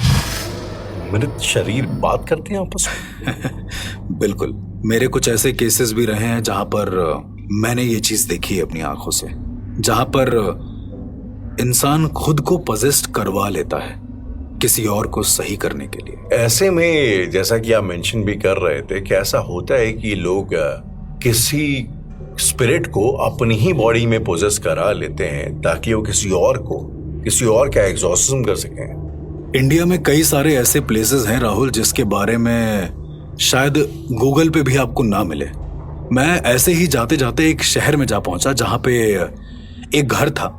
उस घर के बाहर बहुत सारे कलावे बंधे हुए थे, जो मोस्टली हम लोग कथा के दौरान बांधते हैं अपने हाथों में, लाल कलर के। और कई सारी अगरबत्तियां जल रही थी घर के चारों तरफ। ओके, कहाँ पे था ये घर? ये घर दरअसल यूपी में एक जगह है जिसको मैं कॉन्फिडेंशियल रखना चाहूंगा, मैं नहीं बताऊंगा कहाँ पर है वो। ये यूपी के एक छोटे से कस्बे में था। आप जा चुके हैं वहाँ पे? बिल्कुल, मैंने खुद देखा है वहाँ पर। और जब मैं वहाँ गया तो देखा कि जितने आते जाते लोग थे वो वहाँ आ रहे थे, उस घर के सामने बैठ रहे थे, अगरबत्ती जला रहे थे और उसके बाद चले जा रहे थे। लेकिन आम तौर पर राहुल, शायद आपने भी अपनी जिंदगी में ये देखा होगा, अगरबत्ती या फिर कलावे या फिर किसी भी तरह की मन्नत या तो दरगाह में मांगी जाती है या मंदिर में मांगी जाती है, वो किसी घर में नहीं मांगी जाती है। जी। या फिर किसी घर से नहीं मांगी जाती है, राइट? लेकिन वहां पर उस घर से वो मांगी जा रही थी। और मैंने क्या देखा कि वहां पर छत पर, उस घर के 3 मंजिल का एक घर था, उसकी छत पर एक इंसान है ओके। जो सबको देख रहा है। मतलब वो आशीर्वाद भी नहीं दे रहा है, ऐसा नहीं कि वो बाबा टाइप्स हो, वो बस सबको देख रहा है और बस महसूस कर रहा है। और जब सब सारे लोग चले गए तो वो नीचे आता है। ये सब मैंने बैठ के देखा। वो शख्स जो है वो 24 घंटे छत पे बैठा रहता है, लोगों को ऑब्जर्व करता रहता वो बस ऑब्जर्व कर रहा था, 24 घंटे तो नहीं, लेकिन जैसे ही शाम ढलने को थी वो शख्स आता है उतर के नीचे, और जितनी अगरबत्तियां थी उन सबको अपने एक टोकरी में भर लेता है। उनकी जो राख होती है, बहुत सारी राख थी वहां पे, और जितने भी धागे थे उन सबको कैंची से वो काट कर अपने साथ अंदर ले गया घर के अंदर जाने के बाद राहुल, मैं वहां से चला गया क्योंकि काफी देर हो गई थी। मैंने ज्यादा कुछ नोटिस नहीं किया। मैं जिनके घर रुका था उन्होंने कहा कि अगर आपको कोई दिक्कत है या अगर आपको कोई भी परेशानी है तो वो घर वाले जो भैया हैं उनसे पूछ सकते हो। ये घर वाले भैया के नाम से बड़े फेमस थे। अच्छा। तो मैंने कहा कि आखिर क्या शक्ति क्या है उनमें। वो कहते हैं कि इस दुनिया में किसी को किसी भी तरह का मर्ज हो, वो उस घर में जाते हैं। दरअसल वो उनका घर भी नहीं है जहां पर वो रहते हैं, वो कहीं और रहते हैं। बस वो उस घर में आ जाते हैं सुबह और रात को वहां से चले जाते हैं। लेकिन जितनी देर वो घर में रहते हैं, जब तक लोग वहां पर अगरबत्तियां जलाते हैं तब तक कुछ नहीं होता। लेकिन अगरबत्तियां जलाने के बाद, शाम ढलने के बाद, उनके जाने से पहले पहले, वही करीब वक्त रहता होगा 7 से 9 के बीच शाम का, वहां से बहुत तेज तेज चिल्लाने की आवाजें आने लगती हैं। बहुत तेज तेज चिल्लाने की आवाजें, कई सारी ऐसी आवाजें आती हैं जो किसी घर की होती हैं। ये रोज होता है? ये रोज होता है, लेकिन उस घर में कोई रहता नहीं है। लेकिन जब मैंने इस चीज की तह तक जाने की कोशिश करी, जब मैंने उस इंसान से बात करने की कोशिश करी, उसने साफ मना कर दिया कि मैं नहीं बता पाऊंगा। उसी जगह पर एक बूढ़े बाबा रहते थे जो उस घर के करीब में ही रहते थे। उन्होंने पूरी सच्चाई बताई कि ये जो इंसान है ये किसी भी पॉजेस्ड इंसान को ठीक कर सकता है, खुद पॉजेस्ड होकर। एग्जॉर्सिस्ट है वो? नहीं, वो खुद पॉजेस्ड हो जाता है। ओके। मैंने जब 3-4 दिन बाद मैंने ये देखा अपनी आंखों के सामने कि एक लड़की थी, छोटी सी लड़की, वो पॉजेस्ड थी by some any kind of entity. वो उस घर के सामने जाती है, अगरबत्ती वगैरह जलते हैं उसके घर के सामने।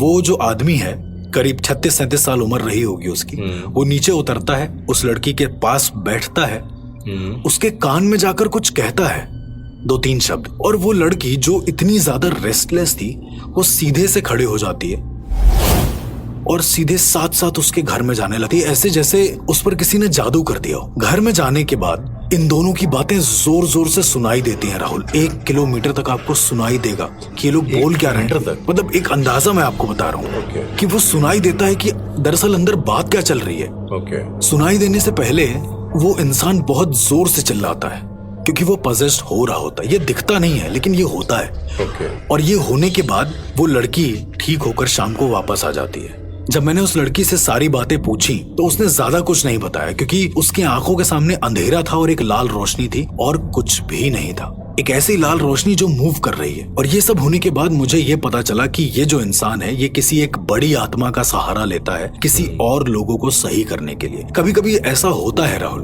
कभी कभी इंसानी शरीर या फिर इंसानी सिद्धियां या इंसान के द्वारा की गई सिद्धियां इतनी ज्यादा कारगर नहीं होती हैं तो फिर हमें आत्माओं का सहारा लेना पड़ता है। शायद उस इंसान को ये बचपन से, क्योंकि वो साधक नहीं था, बट एक आत्मा ने, एक बड़ी, एक पवित्र आत्मा ने उसे चुन लिया और अब वो उसके जरिए कई सारे लोगों की मदद करता है। लेकिन ये सब बार बार करने से अर्श उसके खुद की जिंदगी पे, उसके खुद के शरीर पर कोई असर नहीं पड़ता? Rahul, to be very honest, जितना मैंने देखा है उस आदमी को, उसके चेहरे पर एक अलग ही नूर है। वो हंसता रहता है, बिल्कुल, वो बिल्कुल भी सैड नहीं है और बहुत खुश है। और वो उस घर में रहता नहीं, उस 3 मंजिल के मकान में वो रहता ही नहीं है। क्या करता है, क्या होता है, किसी को कुछ नहीं पता। एक बार किसी चोर ने वहां जाने की हिम्मत करी थी। द मोमेंट वो चोर बाहर आया है, उसने उसी गेट पर, वहां की दहलीज पर अपना सर पटक के अपनी जान दे दी। पूरा घर के बाहर उसका जो सोखता था वो पूरा का पूरा खून से रंगा हुआ था। अगले दिन कई लोगों ने कई तरीके आजमाने की कोशिश करी पर कुछ फायदा नहीं हुआ। तो घर है किसका? ये शायद आज तक किसी को नहीं पता, लेकिन वो घर आज से करीब नहीं तो 100 से 150 साल पुराना है। अब उस घर में ऐसा है क्या, ये सच्चाई शायद किसी को नहीं पता। अर्श, हिंदुइज्म में कहते हैं दक्षिणा का बड़ा सिस्टम है। बिल्कुल। अघोर के बारे में भी जब आपसे बात हो रही थी तो एक ऐसा मैटर उठा था कि जब आप किसी अघोरी से किसी काम के लिए कहते रिक्वेस्ट करते तो उसके एवज में, उसके बदले में आपको कुछ देना होता है। वो कुछ शायद कुछ भी हो सकता है, वो चाहे सिगरेट हो सकती है या कुछ खाने का कोई खाने का कुछ भी हो सकता है। बिल्कुल। तो इसी तरीके से कई मैंने ऐसे मंदिरों के बारे में सुना है, ऐसी जगहों के बारे में सुना है जहाँ पे लोग मन्नत मांगते हैं और वहाँ पे अपने बाल भी अर्पित करते हैं मन्नत पूरी हो जाने। मैं थोड़ा सा करेक्ट करना चाहूंगा, इसी से रिजेंबल करता हुआ ऐसा भी एक जगह है जहां पर लोग मन्नत मांगकर अपने बाल अर्पण करते हैं। लेकिन इंडिया में एक और ऐसा प्लेस है राहुल, जहां पर इंसान ठीक होने के लिए अपने बालों को अर्पण करते हैं, अगर वो पजेस्ड हैं तो। एक मंदिर है, एमपी में पड़ता है वो मंदिर, मैं नाम नहीं लूंगा उस जगह का। वो मंदिर ऐसा मंदिर है कि वहां पर किसी भी भगवान की मूर्ति नहीं है, उसे शैतान ग्रह बोला जाता है। शैतान ग्रह बोला है? बिल्कुल। वो पजेस्ड लोगों का एक ऐसा प्लेस है जहां पर कोई भी भगवान नहीं है, एक आत्मा के जरिए ही वो ठीक होते हैं। वो कौन सी आत्मा है, क्या है, वो किसी को नहीं पता, लेकिन उस गांव के दहलीज पर कदम रखते ही इंसान अपने बाल नोचने लगता है। ये किसी के साथ भी नहीं होता है, ये सिर्फ उनके साथ होता है जिनके अंदर कोई सुपरनैचुरल एंटिटी विद्यमान है, किसी भी तरह की।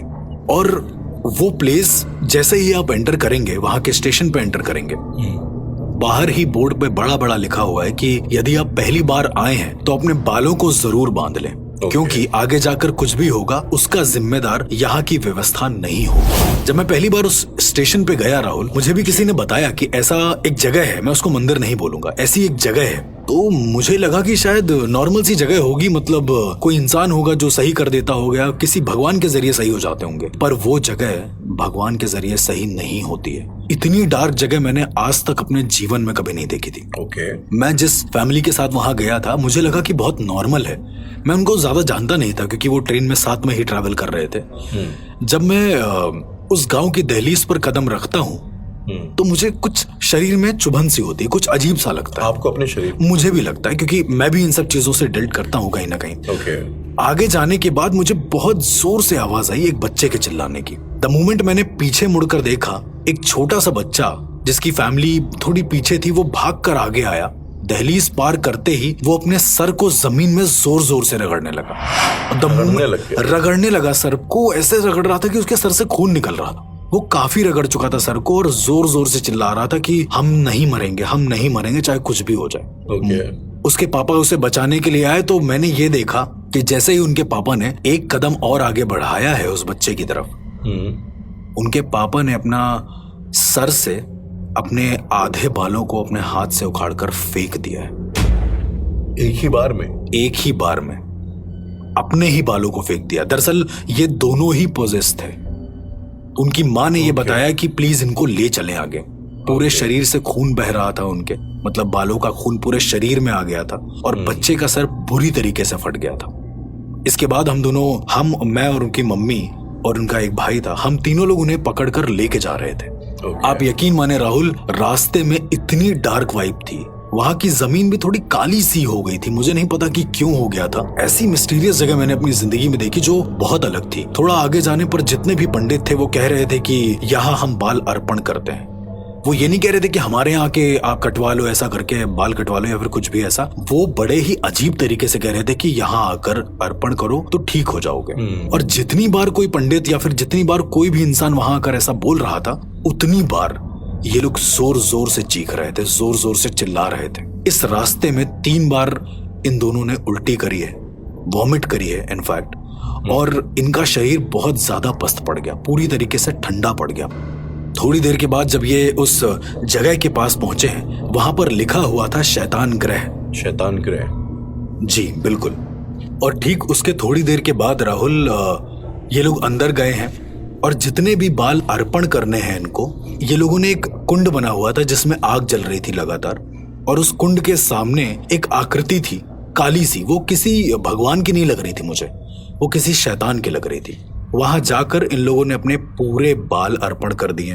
वहां पर एक पर्सन थे जो बाल हटा रहे थे सर से, उन्होंने वो पूरे बाल हटाए और वो बाल आग में जलते ही ये इंसान ठीक हो गया। ओके, ये आपकी आंख के ये सामने मेरी हुआ? आंखों के सामने हुआ है राहुल, क्योंकि मैं उस जगह को एक्सप्लोर करने गया था एक तरीके से। पर जो देखा वो शायद मेरी समझ के भी परे था कि आखिर एक शैतान की आकृति, ऐसी जगह है जहां पर एक शैतान की आकृति इंसान को पोजेशन से फ्री करने में मदद कर रही है। वहाँ के लोकल लोग उस मंदिर को बोलते क्या है? किसका मंदिर है वो? सिर्फ यही बोलते हैं कि एक शैतान का मंदिर है जहां पर लोग ठीक हो जाते हैं, शैतान ग्रह के नाम से, जैसा मैंने पहले आपको बताया। इसी तरह अर्श, आपने जिक्र किया था एक ऐसी जगह का जहां पे डेड बॉडीज आपस में बातचीत करती हैं। How is that possible? बिल्कुल बिल्कुल, मैंने शुरुआत में बोला था जहां पर मृत शरीर आपस में बात करते हैं। एक ऐसा भी शमशान घाट है राहुल जहां पर लोगों को ले जाया जाता है, उनके डेड बॉडीज को ले जाया जाता है। आपने शायद नोटिस किया होगा, डेड बॉडीज को ले जाने के बाद थोड़ी देर के लिए रखा जाता है। जब उसका अंत्येष्टि होता है, जब अंतिम संस्कार होते हैं, बिल्कुल ऐसा कहा जाता है कि वहां पर लाशें आपस में बात करती हैं कि किसको कितना दर्द हो रहा है मरने के बाद। और ये मैं नहीं बोल रहा हूँ राहुल, ये वहां पे जितने भी लोग हैं, झारखंड में ये जगह है, और ये वहां पर जितने भी लोग हैं उन सबने एक्सपीरियंस किया है, उन्होंने सुना है इस बातचीत। हाँ, मतलब लेट सपोज अगर किसी का कोई सगा या फिर कोई चाचा या फिर कोई भी इंसान मरा है, वो उनको लेकर गया वहां पर। ओके, बेसिकली जो कंधा देते हैं ये उन्हीं के साथ होता है, ऐसा मैंने नोटिस किया है। उन्हीं लोगों ने ये एक्सपीरियंस बताया। तो जैसे ही उन्होंने लाश को नीचे रखा है, वो लोग अंत्येष्टि करने के लिए बाकी प्रोसीजर्स कर रहे थे, उन्हें अचानक से आवाजें सुनाई देने लगी कि तुमने अच्छा काम नहीं किया, तुम उस लड़की के साथ नहीं रहते तो आज मेरे साथ थोड़ी मेरी मदद कर पाते। तो इस तरह से कई सारे जो उनकी अधूरी इच्छाएं हैं, जो उनकी बातें हैं, ये लोगों को सुनाई दी। इसी खोज में राहुल जब मैं गया वहां पर उस शमशान घाट में, काफी फेमस शमशान घाट है और वहीं पर माता का एक बहुत अच्छा मंदिर भी है। द मोमेंट मैं वहां गया मुझे कुछ ऐसा खास रियलाइज हुआ नहीं। अब शमशान घाट तो वैसे भी बहुत प्योर होता है, तो मैं वहां पर बैठकर थोड़ी देर घाट के किनारे बैठा रहा। देखा कि वहां पर लाश आ रही है। जैसे ही रखा तो वहां के जो पंडित हैं वो कहते हैं कि अब जिसने भी मुखाग्नि देनी है या फिर जो भी इंसान इन्हें कंधा देकर आया है, वो चारों एक तरफ बैठ जाओ। ये मैंने पहली बार देखा ऐसा अंतिम संस्कार में ये प्रोसीजर। तो मैं देखने लगा उसको गौर से, और वो चारों जब बैठे थे तो हर एक के कान में कुछ न कुछ आवाजें आ रही थी। ओके, हर एक कुछ न कुछ शब्द सुन रहा था, और जो भी वो शब्द सुन रहे थे उसे वो एक पेपर पे लिख रहे थे। और पेपर के लिखने के बाद वो बता रहे थे कि बाबा ने ये कहा या फिर चाचा ने ये कहा या फिर जो भी मरा है उसने ये कहा। मैं थोड़ा सा शॉक हो गया कि इन लोगों को सुनाई कैसे। पहले मुझे लगा कि ये कोई सिद्धि है या फिर किसी तरह की क्रिया है जी। लेकिन जब मैं पूछा मैंने वहां के लोगों से तो उन्होंने यही बताया, यहाँ सिर्फ वही लोगों को सुनाई दे सकता है जो यहाँ पर अंतिम संस्कार करने आए हैं, जिन्होंने कंधा दिया है। सिर्फ वही इंसान डेड बॉडीज की आवाज सुन सकता है। तो ये इकलौता ऐसा शमशान घाट जहाँ देखा था मैंने, जहाँ पर मृत आत्माएं, मृत शरीर आपस में बात करते हैं। कितना ताज्जुब की बात है राहुल। सीरियसली ताज्जुब, मतलब ये कुछ चीजें होती है जो आपके इमेजिनेशन के बियॉन्ड होती हैं। बियॉन्ड होती है। ऐसी सी चीज है कि और पेपर में कई बार लोगों ने इस चीज के बारे में जिक्र कराना चाहा, पर यह कभी हो नहीं पाया। जिसने कराना चाहा उसके घर में एक बहुत बड़ी दिक्कत हो गई। मतलब कभी भी ये खबर मीडिया के सामने आई ही नहीं उसके बाद से। और जब मैंने और चीजें नोटिस करी तो ये देखा कि जो भी इंसान ऊपर से अलग डेड बॉडी को लेकर आ रहा है, उसको ये पता है कि नीचे वाली डेड बॉडी जो है उसका नाम क्या है। उसका नाम क्या है? उसका नाम उसके कान में लगातार, उन चारों के कान में, जो डेड बॉडीज ऊपर से आ रही है उन चारों के कान में है कि इस नाम का या फिर रोहित नाम का ये शख्स नीचे मुर्दा पड़ा हुआ है। वो शमशान घाट बड़ा ही अनोखा था क्योंकि मैं वहां पर ऊर्जाएं महसूस कर रहा था लेकिन उन्हें समझ नहीं पा रहा था। शायद किसी तरह की एक बहुत ऐसी तांत्रिक शक्ति वहां पर मौजूद है जो सिर्फ और सिर्फ उन लोगों को ही सुनाई दे सकता है जो जिनके घर में मृत्यु हुई हो और जो वहां पर उसे अंतिम संस्कार के लिए ले गए हो। कहीं ऐसा तो नहीं कि ये जो आत्माएं हैं, जो आवाजें आती है, इन्हीं लोगों के पूर्वज हो जो आते हैं वहां पे उन्हें नहीं, पूर्वज नहीं होते हैं राहुल, वही लोग होते हैं क्योंकि उनकी आत्माएं मुक्त नहीं हो पाती हैं पूरी तरीके से। पूर्वजों की बात आपने करी तो मैं एक और ऐसी जगह जानता हूँ। मैंने अपने जिंदगी में राहुल शायद बहुत एक्सप्लोर किया है चीजों को। एक ऐसी जगह है जहां पर एक पेड़ है छोटा सा। ओके। कहा जाता है कि ये पूर्वज और भूतों का पेड़ है। पूर्वज और भूतों का पेड़ है? हाँ, मतलब दोनों ही एक पेड़ में आते हैं। ओके। ये इंदौर से करीब 250-300 किलोमीटर दूर एक जगह है, एक छोटा सा गांव है। वहां पर एक जगह है एक चबूतरा बना हुआ है और उसके ऊपर एक बड़ा सा पीपल का पेड़ है। बहुत बड़ा सा पेड़ है वो पीपल का। उस पीपल के पेड़ की खास बात यह है कि वो अलग अलग तरह से महकता है। सुबह से लेकर करीब शाम तक के वक्त में वो बड़ी अच्छी खुशबू देता है, और शाम से लेकर जब वापस से ये 3 बजे तक का वक्त होता है, ये बड़ी ही अजीब सी खुशबू देता है। मतलब इतनी अजीब सी होती है कि इंसान वहां बैठ नहीं सकता। अब इसे पूर्वजों और भूतों का पेड़ इसलिए कहा जाता है क्योंकि लोगों की ऐसी मान्यता है कि जब कोई इंसान वहां जाता है, उस चबूतरे पर बैठता है थोड़ी देर के लिए, तो उसके कान में पूर्वज आकर बात करते हैं। उसके कान में पूर्वज अपनी सारी बातें बताते हैं। उन्हें बताते हैं कि कैसे उनके दादाजी थे, कैसे उनके परदादा थे, उनके घर में कोई पितृदोष है या नहीं है। ये सारी चीजें वो बताते हैं। दरअसल लोग वहां पर ये जानने जाते हैं कि क्या उनको पितृदोष है, और यदि है तो उसका निवारण कैसे होगा। जब मैं वहां पर गया था उस प्लेस पर, तो मुझे ये सब कहीं ना कहीं मजाक लग रहा था, क्योंकि पूर्वजों का इतनी आसानी से किसी पेड़ के अंदर आ जाना, मैं शायद इस बात को मानूं ही नहीं।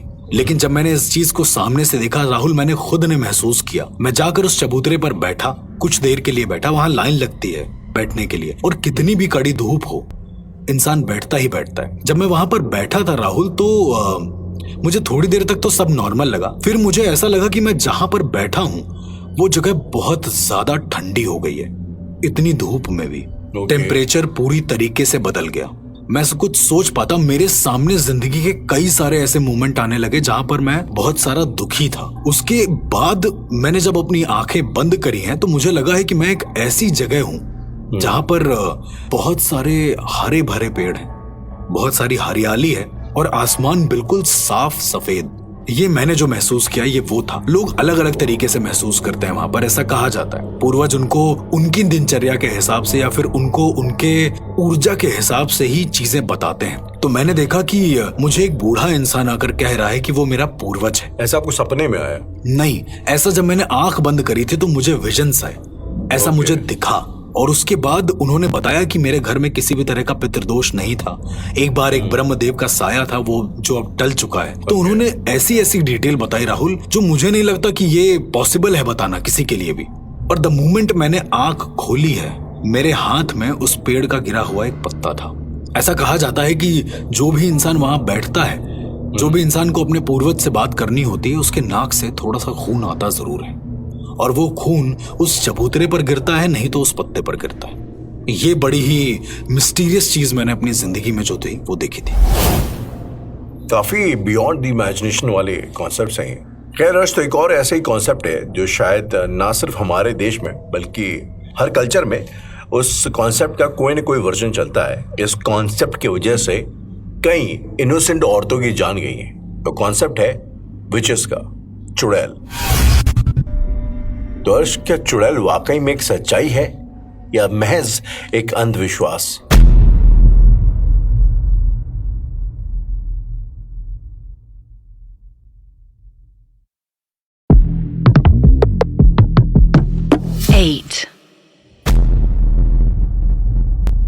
अर्श, मेरी फैमिली दरअसल उत्तराखंड से आती है, और हमारे गांव में एक मंदिर है, बड़ा मशहूर मंदिर है। उसके रास्ते में एक घर हुआ करता था, शायद से 1950s या 60s की बात होगी। कहते हैं वहां पे एक महिला रहती थी, एक लेडी रहती थी, शायद 30-35 साल की उनकी एज होगी। वहां पे वो अपने 2 छोटे बच्चों के साथ रहती थी। हुआ क्या कि उस जमाने में हमारे गाँव से बहुत सारे बच्चे गायब होने लग गए, और एक रोज कुछ ऐसा हुआ, लोग बोलते हैं कि उस लेडी के घर से कुछ मांस के जलने की या उसकी बदबू आने लगी। जब लोगों ने पता किया, उस घर में घुसे, तो अब लोगों का ऐसा कहना है कि किसी जो बच्चे गायब हुए थे, किसी का हाथ, किसी उंगली, किसी कुछ पड़ा होता वहां पे, और लोगों ने उसे चुड़ैल बुला करके गुस्से में आके उसके घर पे ही आग लगा दी। तो अर्श, बीइंग ए स्केप्टिक, पहला सवाल जो मेरे जहन में आता है वो यही आता है कि क्या वाकई में ऐसा चुड़ैल या डायन जैसी कोई एंटिटी होती है? बिल्कुल होती है, मेरा ऐसा बहुत स्ट्रांगली मानना है। और मैं आज भी जब कुछ ऐसे किस्से याद करता हूँ जहाँ पर मेरा उनसे सामना हुआ, या फिर मैंने उन परिवारों से कांटेक्ट किया जिनके ऊपर किसी चुड़ैल का साया था, मैं बता नहीं सकता राहुल कि मेरे पैरों तले जमीन खिसक जाती है ये सोच कर कि वो लोगों ने कैसे सहा होगा। बहुत लोग चुड़ैल और डायन में फर्क नहीं कर पाते। शायद आपको भी कभी ना कभी ये कंफ्यूजन रहता होगा। ये एक सवाल था मेरा, फर्क क्या होता है दोनों में? राहुल, जिस हालत की मैं बात कर रहा हूँ। इंसान अपने ही नाखूनों से अपना पूरा मुंह नोच कर खुद को जख्मी कर ले बुरी तरीके से, बेवजह किसी रेल की पटरी के सामने आकर खड़ा हो जाए और कट जाए। ये एक ऐसी सिचुएशन है शायद जो मैं डिफाइन नहीं कर सकता, लेकिन डायन बेसिकली ऐसी औरतें होती हैं जो तंत्र विद्या में बहुत पारंगत होती हैं। कई सारी ऐसी औरतें होती हैं जिनकी बहुत सारी अलग अलग इच्छाएं होती हैं। उन्हें तंत्र के जरिए सब कुछ प्राप्त करना होता है, सब कुछ पाना होता है इनफैक्ट। ओके।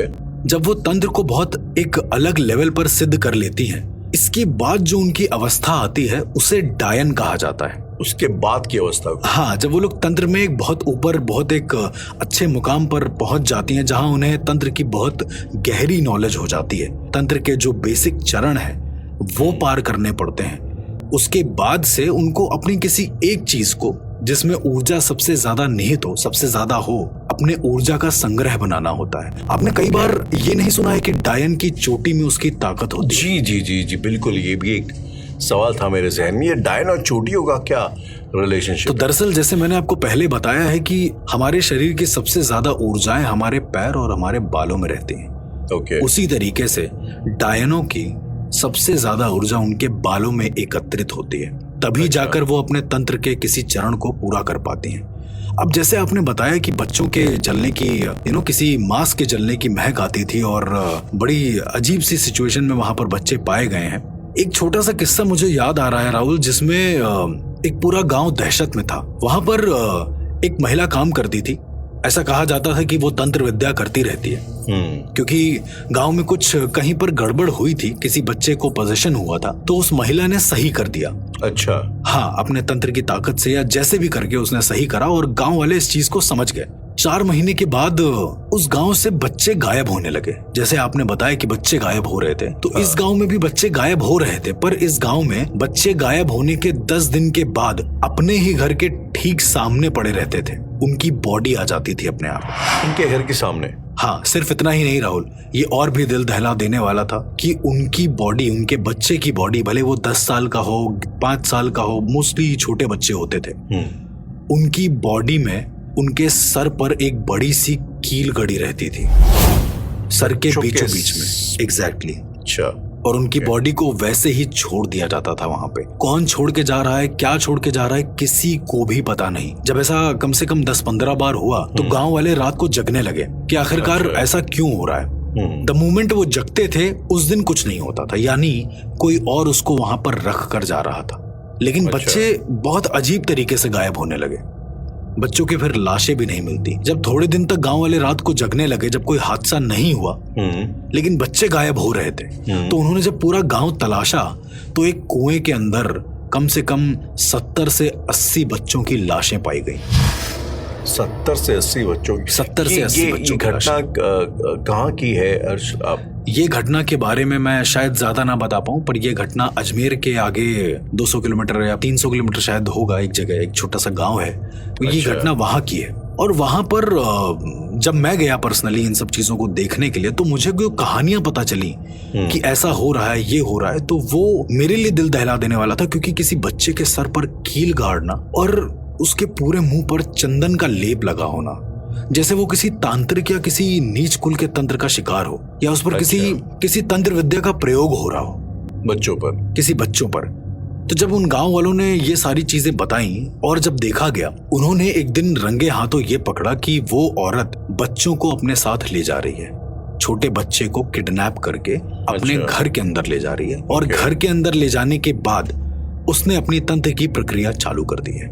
अलग अलग चीजों में अलग अलग तंत्र प्रयोग होते हैं, मुझे नहीं पता कि उसने क्या किया था, पर जितना मेरे समझ में था, वो जो प्रोसीजर कर रही थी वो खुद को अमर होने के लिए कर रही थी। ताकि मतलब आज भी ऐसे कॉन्सेप्ट हैं राहुल, जो जी जी जी अमर होने वाले कॉन्सेप्ट आज भी हैं। तो लोग ऐसा कहते हैं कि कई लोग अपने निजी फायदों के लिए चुड़ैलों से हेल्प मांगते हैं, उन्हें समन किया जाता है। तो ये क्या प्रोसेस होता है चुड़ैलों को समन करने के लिए? चुड़ैलों के बारे में बताने से पहले मैं इस कहानी को बताना चाहूंगा, ताकि आप और अच्छे से समझ पाए कि दरअसल ये होता क्यों है। ओके। वो जो डायन थी, वो जो औरत थी, डायन जिंदा होती है, वो मरी नहीं होती है, बस उनके पास ताकतें होती हैं अलग अलग, टोटके होते हैं अलग अलग। अच्छा। हाँ, तो वो जो डायन थी वो बच्चों को ले जाकर उनके मुंह पर पहले चंदन का लेप करती थी, उसके बाद किसी जानवर के खून से उनको नहलाती थी, शायद मैट भी कोई मुर्गा या फिर कुछ ऐसा, और नहलाने के बाद जब खून पूरा सूख जाता था तब उसके शरीर के ऊपर चंदन का लेप लगता था और फिर वो बड़े से एक हथौड़े से सर में छेद कर देती थी पूरी तरीके से। अच्छा, छेद करने से भी पहले वो गले में और हाथ में हल्का सा कट लगा देती थी ताकि शरीर का खून पूरा निकल जाए। ये पूरा प्रोसेस देखा गया है गांव वालों के जरिए और गांव वालों ने बताया है ये प्रोसेस। ये गांव वालों के सामने हुआ? गांव वालों के सामने मतलब किसी एक गांव वाले ने चुपके से देख लिया कि ऐसा कैसे हो रहा है, और ये होने के बाद वो उस बच्चे को जमीन के अंदर कम से कम 3 दिन के लिए गाड़ती, और जहां पर वो गाड़ती वो उसी बच्चे के ऊपर जहां पर वो गड़ा है वहीं पर अपना हवन रखकर पूजा करती, कई सारे मंत्रों का उच्चारण करती, और ये होने के बाद अपने वो बालों में से कुछ अंश बाल का उस आग में डाल देती। अच्छा। ऐसा कम से कम उसने बहुत बार किया, जितनी बार बच्चों की लाशें मिली, और कितनी शातिरता से वो बच्चों को चुराती थी ये गांव वालों को पता भी नहीं चलता, क्योंकि उस पर कोई शक नहीं करता था। स्टार्टिंग के डेज से ही वो लोग गांव वालों के लिए कहीं ना कहीं से अच्छी थी। एंड में जब गांव वालों ने ये चीज देखी तो उन्होंने उसी वक्त उसके घर को पूरा आग से जला दिया। वो अंदर से ही चिल्लाती रही कि मैं वापस जरूर आऊंगी बदला लेने के लिए, तुम लोगों ने बहुत गलत किया। शायद उसका कोई ऐसा प्रोसीजर रहा हो, कई सारी ऐसी किताबें हैं राहुल जिसमें कई सारे ऐसे तंत्र भी हैं इनफैक्ट, जिसमें बताया ये गया है कि इन बच्चों की आत्माओं को समर्पित करो अग्नि में। मतलब ये बुरे तंत्र हैं बेसिकली, ये बुरे लोग जो हैं वो करते हैं और उससे आपको अमरता मिलेगी, पर ऐसा होता नहीं है, ये सब एक कहने की बातें हैं। मैं इसमें जस्ट बिकॉज आपने मेंशन किया अर्श, मैंने संघर्ष की पहले बात करी है, एक डाबे करके एक और फिल्म है, एक टर्किश फिल्म है, जिसमें ये जो कॉन्सेप्ट आपने जिसका जिक्र किया बार बार बताया गया कि बच्चों की आत्माओं के एवज में लोगों को या तो इमोर्टैलिटी मिली, अमरता मिली या फिर उनकी लाइफ एक्सटेंड हुई है, ऐसा कुछ हुआ। तो ये कॉन्सेप्ट लाइक बार बार आ रहा है, तो कुछ तो शायद सिग्निफिकेंस होगा इसका। जहां तक मुझे ऐसा लगता है जब ये औरतें ये चीज करती हैं, क्योंकि औरतों से ही बच्चे जुड़े होते हैं, तो ऐसा कहा जाता है कि इनकी बलि देने पर, ये नीच कुल का तंत्र है, ये मैंने एक बहुत बुरे साधकों के भी मुंह से सुनी है कि जब एक बच्चा अपनी माँ के हाथ से मरता है तो माँ की उम्र बढ़ जाती है। ऐसा बच्चा अगर अपनी माँ के हाथ से मरता है, हाँ, तो माँ की उम्र बढ़ जाती है। अच्छा। ऐसा वो लोग कहते हैं, पर मेरा ऐसा बिल्कुल, मैं इस चीज को बिल्कुल सपोर्ट नहीं करता हूँ, क्योंकि ऐसा नहीं होता है। आप कुदरत के नियमों के खिलाफ नहीं जा सकते। तो उस डायन ने यही किया और उस डायन के पूरे घर को जला दिया गया। वो बहुत बाहर निकलने की कोशिश करती रही, लेकिन जितने भी लोग थे उन्होंने पत्थर मारा, बहुत कुछ करा और उसका पूरा घर जला दिया। उसी के साथ वो भी जल गई। जलने के बाद उसके शरीर को इन लोगों ने एक पेड़ के नीचे गाड़ दिया, एक पीपल का पेड़ था उसके ठीक नीचे गाड़ दिया, और गाड़ने के बाद जब उस चबूतरे को बनाया गया तो उस पर भगवानों की मूर्तियां, आपने देखा होगा भगवान की मूर्तियों से टाइल्स वैसे करके बनाए जाते हैं, वो बना दिया। ओके। घर जलने के बाद जब वहां पर खुदाई हुई तो वहां पर कई सारे नरकंकाल पाए गए, छोटे बच्चों के बहुत सारे कंकाल पाए गए, और ये पाया गया कि ये औरत सच में एक डायन थी। अच्छा, ये सारी चीजें होने के बाद राहुल कम से कम नहीं तो समय बीता होगा करीब 1 साल का। 1 साल के बाद जो उस गांव में कोहराम मचा है ना, मैं बता नहीं सकता आपको। किस किस्म का कोहराम? उस गांव में कोई ना कोई बच्चा मरता था, कोई ना कोई आदमी मरता था हर दिन। बिल्कुल। और ये किसी भी फीमेल पर असर नहीं हो रहा था, ये सिर्फ मेल पर ही असर हो रहा था। तो वो लोग किसी भी पैनी चीज से अपने सर के बीचों बीच में छेद कर देते थे और मर जाते थे। वो उनका पागलपन इस कदर बढ़ जाता था कि वो लोग अपने सर के बीचों बीच छेद कर देते थे और वहां पर उनकी मौत हो जाती थी ऑन द स्पॉट। और ये बहुत ज्यादा अजीब था। वहां पर एक बाबा भी बुलाए गए जिन्होंने इन सारी चीजों को सही तरीका दिखाया, सही तरीके से उस चीज को बचाया। ओके। वो जो पेड़ था जहां पर उस औरत की लाश गाड़ी गई थी, जली हुई लाश इनफैक्ट गाड़ी गई थी, इन लोगों ने गलती ये करी थी कि उस औरत की लाश को जलाया नहीं था, उसका अंतिम संस्कार नहीं किया था, सिर्फ गाड़ दिया था डर के मारे। ओके। और उसके ऊपर भगवानों के पोस्टर्स लगा दिए थे, ऐसा कुछ कर दिया था। वो पूरा पेड़ ही भगवान से घिरा हुआ था। अच्छा। तो फिर उस बाबा ने ये बताया कि जहां पर उसका घर है, डायन के साथ सीन एक ये भी होता है कि जहां पर उनका निवास होता है, जहां पर वो पूजा देती हैं, अगर उनका शरीर ठीक उसी जगह पर गाड़ दिया गया तो वो कभी भी चुड़ैल नहीं बन पाएंगी। पर वो बेसिकली वो डायन एक चुड़ैल बन गई थी क्योंकि शायद वो किसी तंत्र को या फिर किसी अपनी इच्छा को अंजाम देने के लक्ष्य पर थी, पर वो अंजाम को लोगों ने अधूरा छोड़ दिया। और ऐसी ही औरतें, ऐसी ही डायन जो होती हैं तंत्र विद्या में पारंगत, नीच कुल के तंत्र में, वही जाकर आगे चुड़ैल बनती है। ओके, मतलब आप कहना चाहते हो कि डायन एक लिविंग विच होती है और जब मर जाती तो चुड़ैल बन जाती है। बिल्कुल, वो मर जाती हैं तो चुड़ैल बन जाती हैं। आपने कई सारी मूवीज में ये भी देखा होगा कि वो लोग कई सारे एक्सपेरिमेंट्स करती हैं। चुड़ैल वगैरह के पास बहुत सारी चीज होती हैं, एक वॉन्ड होती है और वो पोशंस बनाती हैं, राइट। तो अगर वेस्टर्न माइथोलॉजी और इंडियन माइथोलॉजी को आप कंपेयर करेंगे तो कुछ कम नहीं है, क्योंकि इंडियन में जैसे मैंने आपको बताया कि वो तांत्रिक क्रियाएं करती हैं। जैसे कि मैंने आपको अपने इस केस में बताया था पिछले, जहां पर वो औरत चंदन का लेप लगाती थी और बहुत अजीब तरीके से रहती थी। तो ये सारी चीजें एक दूसरे से जुड़ी हुई हैं। उस गांव में जब चुड़ैल का कहर बहुत बुरी तरीके से बरसा तो ये समझ लीजिए खून की नदियां टाइप की बह गई वहां पे। बहुत बुरा हुआ, मतलब वहां पर हर दिन कोई ना कोई मौत की खबर सुनने को मिलती ही थी। 2 से 3 महीने के अंदर अंदर ये मौतें हो चुकी थी बाबा के आने से पहले। हो तो 1 साल चुका था जब वो बेसिकली डायन को गाड़ा गया था, लेकिन बाबा के आने के 3 महीने पहले से ये डेथ हो चुकी थी। बाबा आए और उन्होंने उस पेड़ को खुदवाया। ओके। और गांव वालों ने ये बताया कि उस पेड़ से आवाजें आई। उस पेड़ से आवाजें आई? बिल्कुल, लेकिन राहुल एक अजीब सी चीज थी। क्या? खुदवाने पर कुछ नहीं मिला। बाबा ने अपनी कोई क्रिया करी और वहां पर जाकर उसके घर पे एक बच्चे की लाश को जला दिया। ओके। ये कहते हुए कि ये तुम्हारी खुराक है, जब भी कोई बच्चा मरेगा तो यहाँ मरेगा। तो तब से जितने भी बच्चे मरते हैं, मान लो कभी किसी बच्चे की डेथ हो जाती तो उसी घर में जलाया जाता है और तब से चुड़ैल का प्रकोप कम है। लेकिन बात करूं अगर मैं राहुल भाई आज से करीब 3 साल पहले की, जब मैं गया था, जब मुझे वहां से केसेस आने लगे थे कि अब यहाँ पर फीमेल्स मर रही हैं, तो ये मेरे लिए बड़ा ही ताज्जुब का केस था। जब मैंने सारी चीजें सुनी पिछली और मैंने इस केस को ध्यान से स्टडी किया, तब मुझे पता चला कि शायद कहीं ना कहीं वो जो बाबा ने बताया था ना कि चुड़ैल को या फिर डायन जो है, जो शरीर है, उसको जलाना बहुत जरूरी है और इन लोगों को शरीर मिला नहीं है। मैंने फिर से वापस से उस पेड़ को खुदवाया और अब यकीन मानिए ये मेरे आंखों के सामने की बात है। जब वो वापस से खुद रहा था तो बहुत तेज तेज कोई चिल्ला रहा था, मेरे कान में चुभ रहा था, अभी भी मुझे वो याद है। और उसके बाद एक ऐसा पॉइंट था जहां पर बहुत गहराई तक उसे खोदा गया और खून की धार निकली। खून की धार निकली पेड़ में से? चबूतरे को जब प्रॉपर चारों तरफ से खोदा गया तो खून की धार निकली एक जगह से, यानी एक बॉडी मिली। ओके। जो चबूतरा पिछले 2 साल से बंद है, क्या वहां खून मौजूद हो सकता है? Scientifically quite impossible. लेकिन वहां से खून की धार निकली और आप विश्वास माने राहुल, वो जली हुई लाश मेरी आंखों के सामने थी। डायन की? बिल्कुल, उस डायन की जली हुई लाश मेरी आंखों के सामने थी।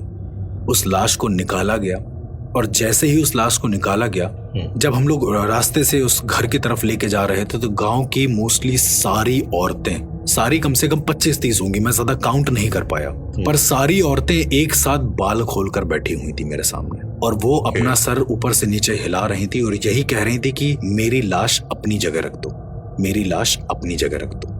ओके।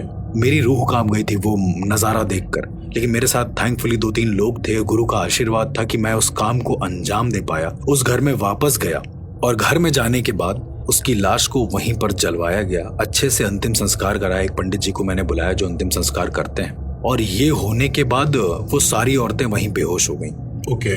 तब जाकर ये केस पूरी तरीके से सॉल्व हुआ। लेकिन आज कई बार ये अक्सर ये ऐसा लोकल न्यूज़पेपर्स में भी आया है कि किसी घर में चोरी हुई और इल्जाम ये लगाया गया कि ये किसी चुड़ैल का काम है, चुड़ैल ने ये जेवर चुराए हैं। बिल्कुल बिल्कुल, कहीं से सोना गायब हो जाना, आपने कुछ ऐसा सुना होगा कि जी जी जी, ये केसेस हुए थे करीब 2010 के आसपास और लोकल ही नहीं, नेशनल न्यूज पे भी कई बार ये वायरल हुआ था कि ये शायद किसी सुपर नेचुरल एंटिटी का काम है, पर फिर चोरों का काम नजर आने लगा, बहुत सारी चीजें। पर राहुल, मैं सच बताऊं तो कुछ गांव में ऐसे किस्से अभी भी होते हैं कि उनकी तिजोरी लॉक है और उनके पैसे गायब हो जाते हैं वहां से। ओके। मुझे इतना ज्यादा इस विद्या के बारे में ज्ञान नहीं है, लेकिन कुछ ऐसे तांत्रिक हैं, कुछ ऐसे लोग हैं बुरे जो ये काम करते हैं कि उनका पैसा उनके हाथ में आ जाए। चुड़ैलों का? नहीं, उसमें चुड़ैल जाकर उस इंसान के घर से पैसा लेकर आए और एक मौत हो जाए उस घर में। ये मैंने अपनी आंखों से देखा है। मैंने उस केस को सॉल्व नहीं किया, पर मैंने अपनी आंखों से उस केस को देखा था, जहां पर उनके घर से पैसा चोरी हुआ था और जो इंसान है वो मर गया था। उसका अंगूठा कटा हुआ था पूरी तरीके से, और सिर्फ अंगूठा कटने से वो मर गया था। डॉक्टर्स की रिपोर्ट में ये आया था कि अंगूठा कटने का दर्द वो सह नहीं पाया, जबकि वो एक किसान था। मुझे नहीं लगता कि किसान का हाथ इतना कमजोर होता होगा। जैसे आप पैसे चुराने की बात कर रहे हैं, उसी तरीके से चुड़ैलों के कई सारे किस्से हैं जो शायद आप लोगों ने आए दिन की लाइफ में जरूर सुने होंगे, जहां पर एक चुड़ैल किसी रात में एक औरत को पजेस कर लेती है। जी जी जी। और पजेस करने के बाद वो औरत किसी के साथ भी गलत करने लगती है, चाहे वो कोई भी इंसान उसे मिले। वो अपनी पहली रात में अपने पति को मार डालती है, फिर उसी रात में वो खुद की जान ले लेती है। ऐसा भी न्यूज चैनल्स पे कई बार आया है। लोगों ने अंधविश्वास ज्यादा बना रखा है राहुल, मैं पहला यही कहूंगा, क्योंकि अगर किसी जगह पर चुड़ैल या डायन का साया है तो उस जगह पर कोई भी इंसान टिक नहीं सकता। क्यों? क्योंकि वो इतनी ज्यादा खतरनाक होती है। तो ये तो बात होगी फीमेल एंटिटी की। अगर हम मेल एंटिटीज की बात करें तो एक एंटिटी ऐसी है कि लोग कहते हैं कि वो खतरनाक बहुत है और वो फीमेल अरोमा यानी लड़कियों की खुशबू से अट्रैक्ट होता है, और तो और कहते हैं कि वो लड़कियों को अपनी दुनिया में भी ले जाता है। क्या आप जिन की बात कर रहे हैं?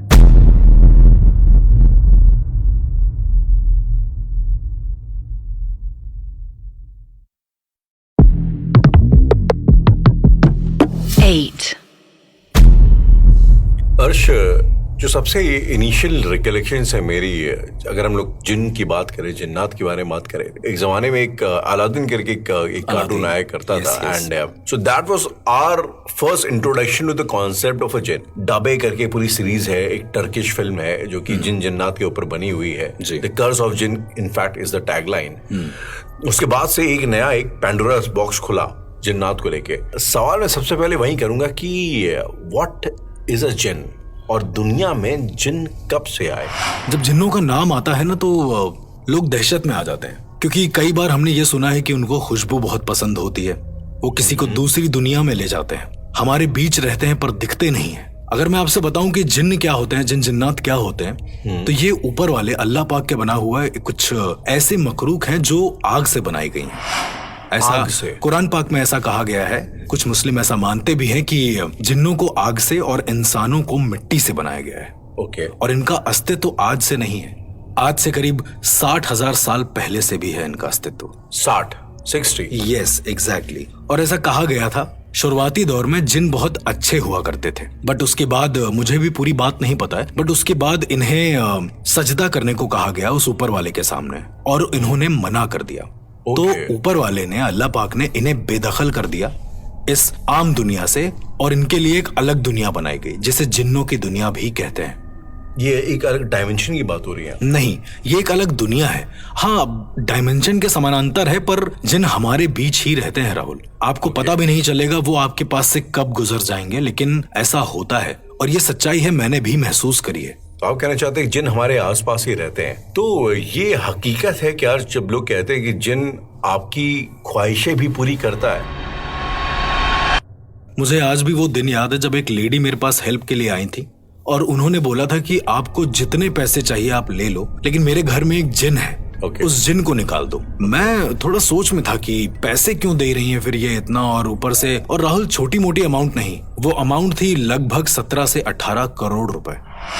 17 से 18 करोड़? ये मुझे ऑफर हुई एक जिन को निकालने के लिए। ओके। थोड़ा ताज्जुब था मेरे लिए, लेकिन जब उस घर के बारे में, उस केस के बारे में मैंने स्टडी किया तो पता चला कि एक सेठ थे वहां पे, मतलब वो किसी जौहरी का घर होगा बेसिकली। तो वो जो सेठ थे वो बेसिकली बहुत परेशान थे स्टार्टिंग के दिनों में, फिर अचानक से उनके पास पैसे आने लगे, बहुत सारे पैसे, मतलब छोटे मोटे पैसे भी नहीं, बहुत पैसे आने लगे।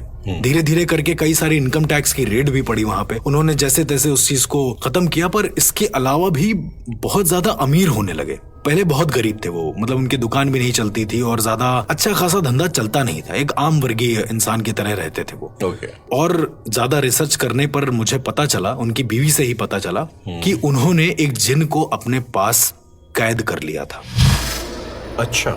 सुनने में थोड़ा अजीब है और मेरा भी ऐसा मानना नहीं है कि जिन कैद हो सकते हैं। जिन जैसी इतनी बड़ी सुपरनैचुरल एंटिटी को कभी कोई जिंदगी में कैद ही नहीं कर सकता। उसका रीजन ये है क्योंकि जिन आपके दोस्त बन सकते हैं, आपके हमराह बन सकते हैं और आपको ट्रिक कर सकते हैं। जिन आपके दोस्त बन सकते हैं? बिल्कुल बन सकते हैं, क्योंकि कुछ अच्छे जिन्नात भी मौजूद हैं। अच्छे और बुरे जिन दो अलग अलग तरह के जिन होते हैं। तो जब मैंने उस लेडी से पूरी बात सुनी तो उन्होंने ये बताया कि उनके पति एक कमरे में जाते थे और उस कमरे में जाने के बाद जब उस कमरे से बाहर आते थे तो उनके हाथ में पैसा होता था।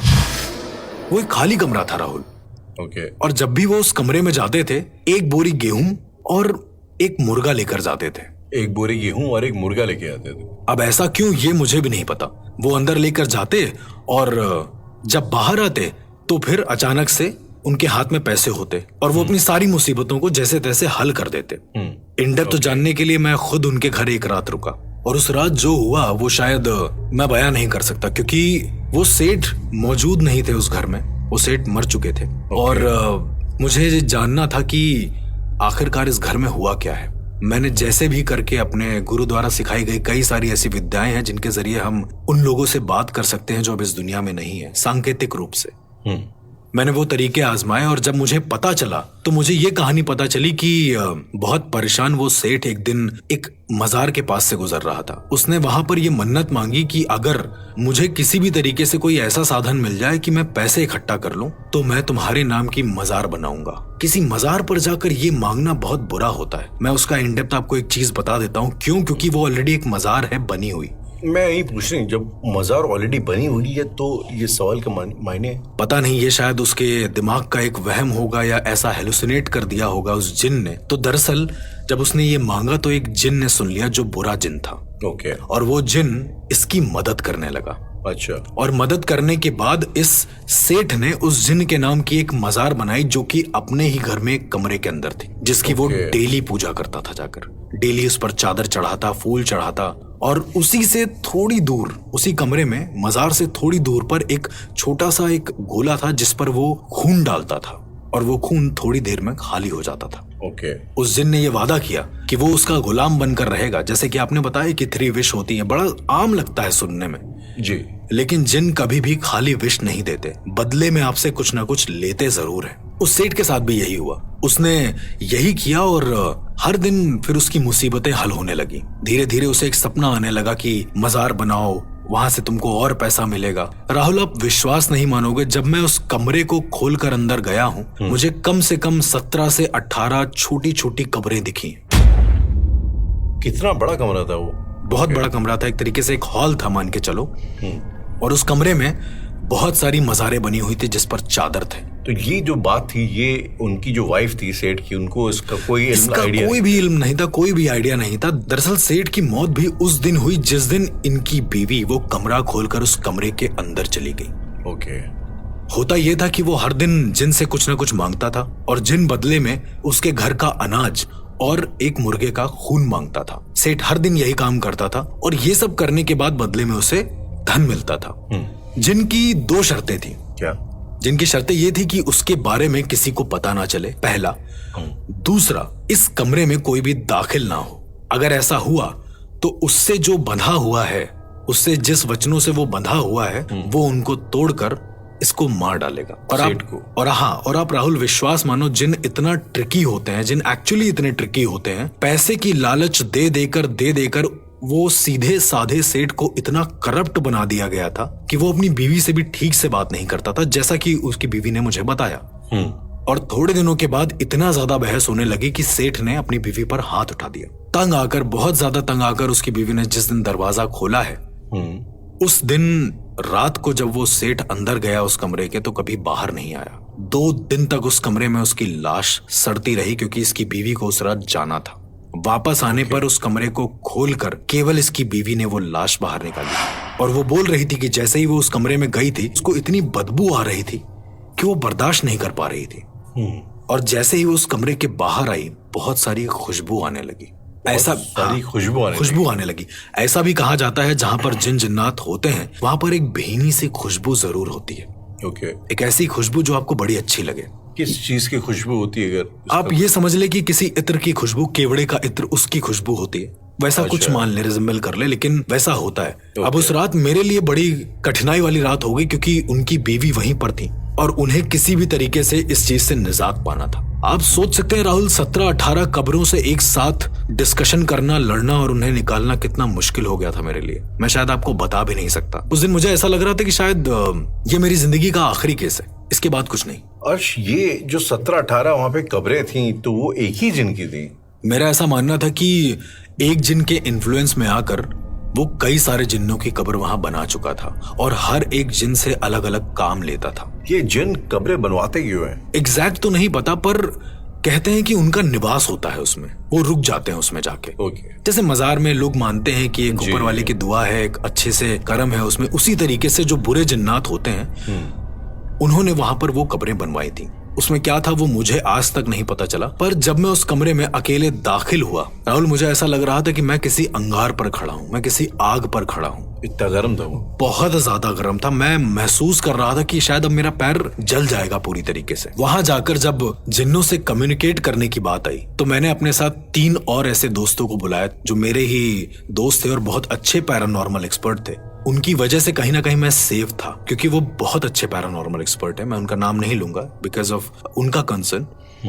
उन्होंने दरूद शरीफ पढ़ी वहां पर, उन्होंने बहुत सारी ऐसी आयतें पढ़ी कुरान पाक की जो बहुत पाक थी। उन्होंने उन जिन्नातों से बात करी जो मैंने अपनी कानों से सुनी और इसके बाद वो जगह पूरी तरीके से खाली हो गई।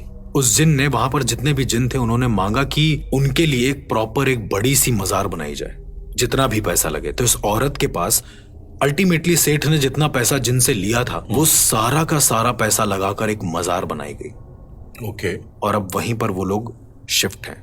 तो अल्टीमेटली ना इनके पास पैसे बचे ना इनके पास कुछ बचा। मैंने भी उनको यही बोला कि मेरा काम पैसे लेना नहीं है, आप लोगों को फ्री करना है। और आज भी वो लोग जिन्नों के खौफ से इतना ज्यादा परेशान रहती हैं कि अगर आसपास से भी गुजर गए ना किसी भी मजार के, वो 2 दिन तक सो नहीं पाती हैं। तो ये जो मजार है ये अभी भी है? अब वो मजार कहाँ बनवाई है ये उन जिन्नों का वादा था कि ये किसी को ना बताया जाए, ये सिर्फ उस लेडी को ही पता चले। तो उस लेडी ने शायद किसी को बताया भी नहीं, ना मुझे भी नहीं बताया, ना मैंने उससे पूछा। इसी तरीके से एक और एंटिटी होती है अर्श, जिसको खबीस के नाम से बुलाया जाता है। खबीस के नाम से? बिल्कुल बिल्कुल। क्या फर्क होता है जिन और खबीस में? देखिए, मेरा ऐसा मानना है कि जिन अच्छे भी हो सकते हैं, बुरे भी हो सकते हैं, लेकिन जो खबीस होते हैं वो पूरा परिवार होते हैं। पूरा परिवार होते हैं? पूरा परिवार होते हैं और वो अगर किसी पर लग गए उस इंसान की मौत निश्चित है। एक वाकया था बैंगलोर का, जहां पर एक मुस्लिम फैमिली एक रास्ते से गुजर रही थी और अचानक से उनकी जो गाड़ी है वो कब्रिस्तान के थोड़ा सा पहले खराब हो जाती है। ओके। खराब होने के बाद कुछ लोग नीचे उतरते हैं, गाड़ी का टायर वगैरह बदलते हैं और उसी दिन के बाद से वहां पर हादसे शुरू हो जाते हैं। वो लोग अपने घर में जाते हैं। बड़ी बड़ी सभ्य फैमिली थी राहुल। उनका जो बड़ा लड़का था वो पजेस हुआ था बहुत बुरी तरीके से। हाँ, एक जिन से नहीं राहुल, 4 जिन्नातों से, 4 अलग अलग खबीजों से वो पजेस हुआ था।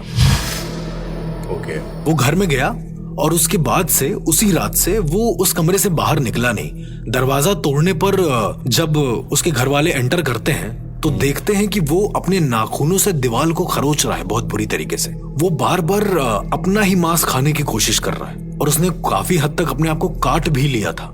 ये उनके लिए बहुत शॉकिंग था। किसी तरीके से उनके घर वालों ने डंडा मारकर उसके सर पर उसे बेहोश करा और उसे पूरी तरीके से बांध दिया।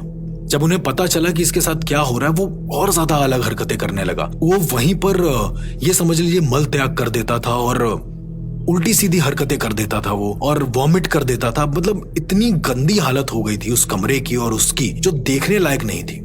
आप ये मान के चलिए, जब उसको खाना देने कोई आता था तो वो उस खाने पर थूक देता था और कहता था कि मुझे खाना नहीं दो, मुझे इसमें पेशाब मिला कर दो, मुझे इसमें पेशाब मिला कर दो। और अगर कोई और भी अगर अपने हाथ से भी खिलाता था तो वो ये कहता था कि मुझे नाले का पानी दो, मुझे वो पीना है, मुझे प्यास लग रही है। और लेजिट फिर उसके लिए नाले का पानी लाया गया, उसको पिलाया गया, तब वो नॉर्मल हुआ। खबीज जो होते हैं राहुल, वो कब्रिस्तान को अपना घर और मस्जिद को अपना गुसल खाना समझते हैं। अच्छा, वो इतने गंदे होते हैं। वो खुदा की इबादत करते ही नहीं, ना उनको मानते हैं ना कुछ करते हैं। वो पूरा परिवार जाता है। एक बहुत ही गहरा साइन है कि किसी के ऊपर खबीस है उसका ये कि वो जो लड़का था वो झुक कर चलने लगा था। कहा जाता है कि खबीसों का पूरा परिवार आपके कंधे पर बैठ जाता है और वो हटता नहीं है। जब तक उसकी मर्जी ना हो। उस इंसान को कई सारी मज़ार, कई सारी दरगाह पर ले जाया गया, लेकिन कोई फायदा नहीं हुआ। और अंत में वो जब एक जगह से वापस आ रहा था, एक मज़ार से वापस आ रहा था, बड़ा ही एक ताज्जुब वाला केस हुआ। बीच में वो बैठा था और अगल बगल उसके खानदान वाले थे। गाड़ी एक पुल के ऊपर से जा रही थी। ओके। उसने इतनी जोर से धक्का मारा है कि गाड़ी साइड में हुई है, मतलब पुल के साइड, पुल के नीचे गिरने के फिराक में हुई है, और गेट का शीशा तोड़कर वो इंसान पुल से नीचे कूदकर मर जाता है। ये एक ऐसा जिन का केस था जो मैंने सुना था, और जब मैं उनके परिवार से मिला था तो बहुत ही दयनीय स्थिति थी उनके परिवार की। अर्श, स्टार्टिंग में ही जब हम लोग की बात हो रही थी तो मैंने एक टर्किश फिल्म का जिक्र किया था, डबे, जिसका टैगलाइन ही था कर्स ऑफ अ जिन। तो ये कर्स ऑफ अ जिन होता क्या है? लाइक जिन की बद्दुआ क्या इतनी खराब होती? आप सोच रहे होंगे कर्स ऑफ अ जिन, जिन श्राप कैसे दे सकता है, राइट? जी जी जी। मेरी लाइफ के टॉप 3 पैरानॉर्मल केसेस में से एक केस था जिन का केस, जो मैंने हैंडल किया था। ओके। और इस केस में एक औरत थी, वो किसी भी तरह की बद्दुआ देती थी, वो सच हो जाता था। दरअसल ये हादसा है आज से करीब 5-6 साल पहले का। मेरे पास कॉल आती है और वो कहती हैं कि मेरी बेटी जो बुरा बोल रही है वो सच हो रहा है, लोगों को मरने से बचा लीजिए। ओके। अजीब लग रहा होगा सुनने में, लेकिन जब हम लोग वहां पहुंचे, हैदराबाद का ये केस था, तो जब हम वहां पहुंचे तो हमने देखा कि उस लेडी को, उस औरत को, बहुत खूबसूरत औरत थी वो, और उसे दीवार से, मतलब अपने घर की सारी दीवारों से बांध रखा था बीचों बीच कमरे के, पूरा फिल्मी सीन। उसके मुंह में बहुत सारा कपड़ा उन्होंने ठूस रखा था। मैंने पूछा कि मुंह में क्यों ऐसा, मतलब उसको बांध के इतनी बुरी तरीके से क्यों रखा है? उन्होंने बताया कि ये शरीर से दिक्कत नहीं कर रही है, वो जो भी इंसान के लिए बोल रही है वो हो जा रहा है। मैंने पूछा क्या? तो उन्होंने कहा कि अभी कुछ दिन पहले इनके बड़े भाई के लिए इसने बोला कि तुम्हारी बीवी मर जाए। ओके। वो सच में मर गई। सामने वाले अंकल के लिए इन्होंने बोला कि तुम तो लंगड़े ही अच्छे हो, और वो छत से गिरकर लंगड़े हो गए। ओके। उनके घर में जो नौकरानी आती थी, उन्होंने भी मुझे बताया कि एक दिन वो बहुत ज्यादा बोलने लगी थी कि आप लोग भी ठीक से थोड़ा रख लीजिए, हम देर से आएंगे, ऐसा ऐसा करके। तो इस औरत ने ये बद्दुआ दी कि जा तेरी जुबान कट जाए। ओके। और ऐसा ही हुआ, इस औरत की जुबान कट गई। इस नौकरानी ने अपनी जुबान ऐसी ही काटी कि खून निकलने लगा और वो फिर बोल नहीं पा रही थी ठीक से। ये सारी चीजें जब उन्होंने हमको बताई तो मैं थोड़ा सा शॉक में हो गया। मैं अंदर गया अपने उस दोस्त के साथ जिसको मुस्लिम धर्म के बारे में बहुत अच्छे से नॉलेज थी। उसने कई सारी चीजें आजमाई, दरूद शरीफ पढ़ी, उसने फातिहा पढ़ी, मैंने भी कई सारे अपने मंत्र आजमाए, पर ऐसा कुछ हुआ नहीं उसको असर। वो सिर्फ हंसती रही। बहुत परेशान होने के बाद हम लोगों ने थोड़ी देर का जब ब्रेक लिया, नीचे आने पर हम लोग एक चाय की दुकान में बैठे। वहीं पर बात होते होते ये बात उठी कि इस घर से करीबन 10 घर दूर एक घर है, वहां पर एक लड़का बड़ी अजीब सी हरकत कर रहा है। अजीब सी हरकत कर रहा है? मैंने पूछा कि किस तरह की अजीब? तो वो बताते हैं कि उनका लड़का बहुत सभ्य तरीके से बात करता है। मैंने कहा ये तो बहुत अच्छी बात है। मैं जब उस घर में गया उनसे बात करने तो उनके माँ बाप ने बात करने नहीं दी। क्यों? 10 बार जब हम लोगों ने उनको बताया कि हम एक पैरानॉर्मल एक्सपर्ट हैं, आपकी मदद कर सकते हैं जी, तब जाकर मुझे उस लड़के से मिलने को दिया गया। जब मैं उस लड़के के कमरे में गया राहुल, तो ये मेरी जिंदगी का सबसे रूहानी एक्सपीरियंस था। इससे बड़ा एक्सपीरियंस आज तक मुझे नहीं हुआ। रूहानी हाँ। हॉरर तो मैंने बहुत करे। मैं जब उस कमरे में गया राहुल, तो लुबान का धुआं था उस पूरे कमरे में। वो लोग हिंदू थे। अच्छा। लुबान का धुआं था। धुआं धीरे धीरे छटता है तो मैं क्या देखता हूँ कि एक बच्चा जानमाज को फोल्ड कर रहा है और उसके सर पर मुस्लिम टोपी है, सफेद कुर्ते पजामे में। वो मुझसे आकर बड़े ही सभ्य तरीके से, जैसे एक बड़ा बुजुर्ग को कुछ कह रहा है। वो 7-8 साल का लड़का मुझसे कहता है कि आइए आप तशरीफ रखिए, काफी देर हो गई आपको। उसके उर्दू के तलफ्फुज भी इतने स्ट्रॉन्ग थे कि शायद मैंने कभी किसी के सुने हो। मैं समझ नहीं पा रहा था कि हो क्या रहा है। मैं इससे पहले कुछ बोलता, वो यही कह रहे थे कि अब आप आ ही गए हैं तो हमारे वालिदा से परमिशन ले लीजिए, इजाजत ले लीजिए हमें उस घर में ले जाने की, ताकि हम आपकी मदद कर सकें। ओके। मैं थोड़ा शॉक हुआ, पर मुझे पूरा माजरा समझ में आने लगा। शायद ये अच्छे जिन्नात थे जो मुझसे कह रहे थे कि वो उस घर में उसकी मदद कर सकते हैं। मैं इस लड़के को जैसे ही कमरे से लेकर बाहर निकला हूँ, लड़का बेहोश हो गया है। बेहोश हो गया? बिल्कुल। मैंने उनके माँ बाप को समझाया और उनके माँ बाप के साथ उस लड़की के घर के सामने पहुंचा। Okay. आप विश्वास मानेंगे, अपने हाथ में लेकर मैं उस लड़के को पहुंचा और जैसे ही वो उस लड़की के घर में जो बद्दुआ दे रही थी उसके घर के सामने पहुंचा है, नॉर्मल हो गया है वो लड़का और खड़ा होकर हाथ पीछे बांधकर कहता है, यहाँ से आप मुझे काम करने दें, बस आप सब दरूद शरीफ का पाठ करते रहे या फिर पढ़ते रहे एक तरीके से। ये सुनने के बाद मैं थोड़ा ताज्जुब में हुआ। मैंने सबको बोला कि सब लोग दरूद शरीफ पढ़ेंगे लाइन से। आयतल कुर्सी और दरूद शरीफ एक ऐसी दुआएं हैं जो बहुत कारगर हैं। और ये होने के बाद वो उस कमरे में गया अकेले, वो छोटा सा बच्चा। उसने कहा कि जब तक मैं बाहर ना आऊं दरूद शरीफ का पाठ करते रहना। छोटे बच्चे ने बोला? हाँ, आधे घंटे तक राहुल करीबन बद्दुआएं आती रही उस कमरे से। और आप यकीन माने, आधे घंटे के बाद जो हुआ, उस लड़की की बद्दुआएं दुआओं में बदलने लगी। वो सबके लिए दुआ देने लगी।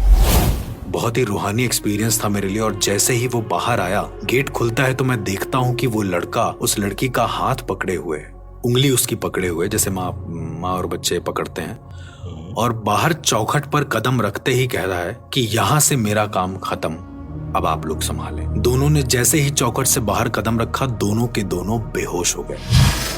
और इस तरह से एक अच्छे जिन ने मदद करी किसी इंसान को सही करने में।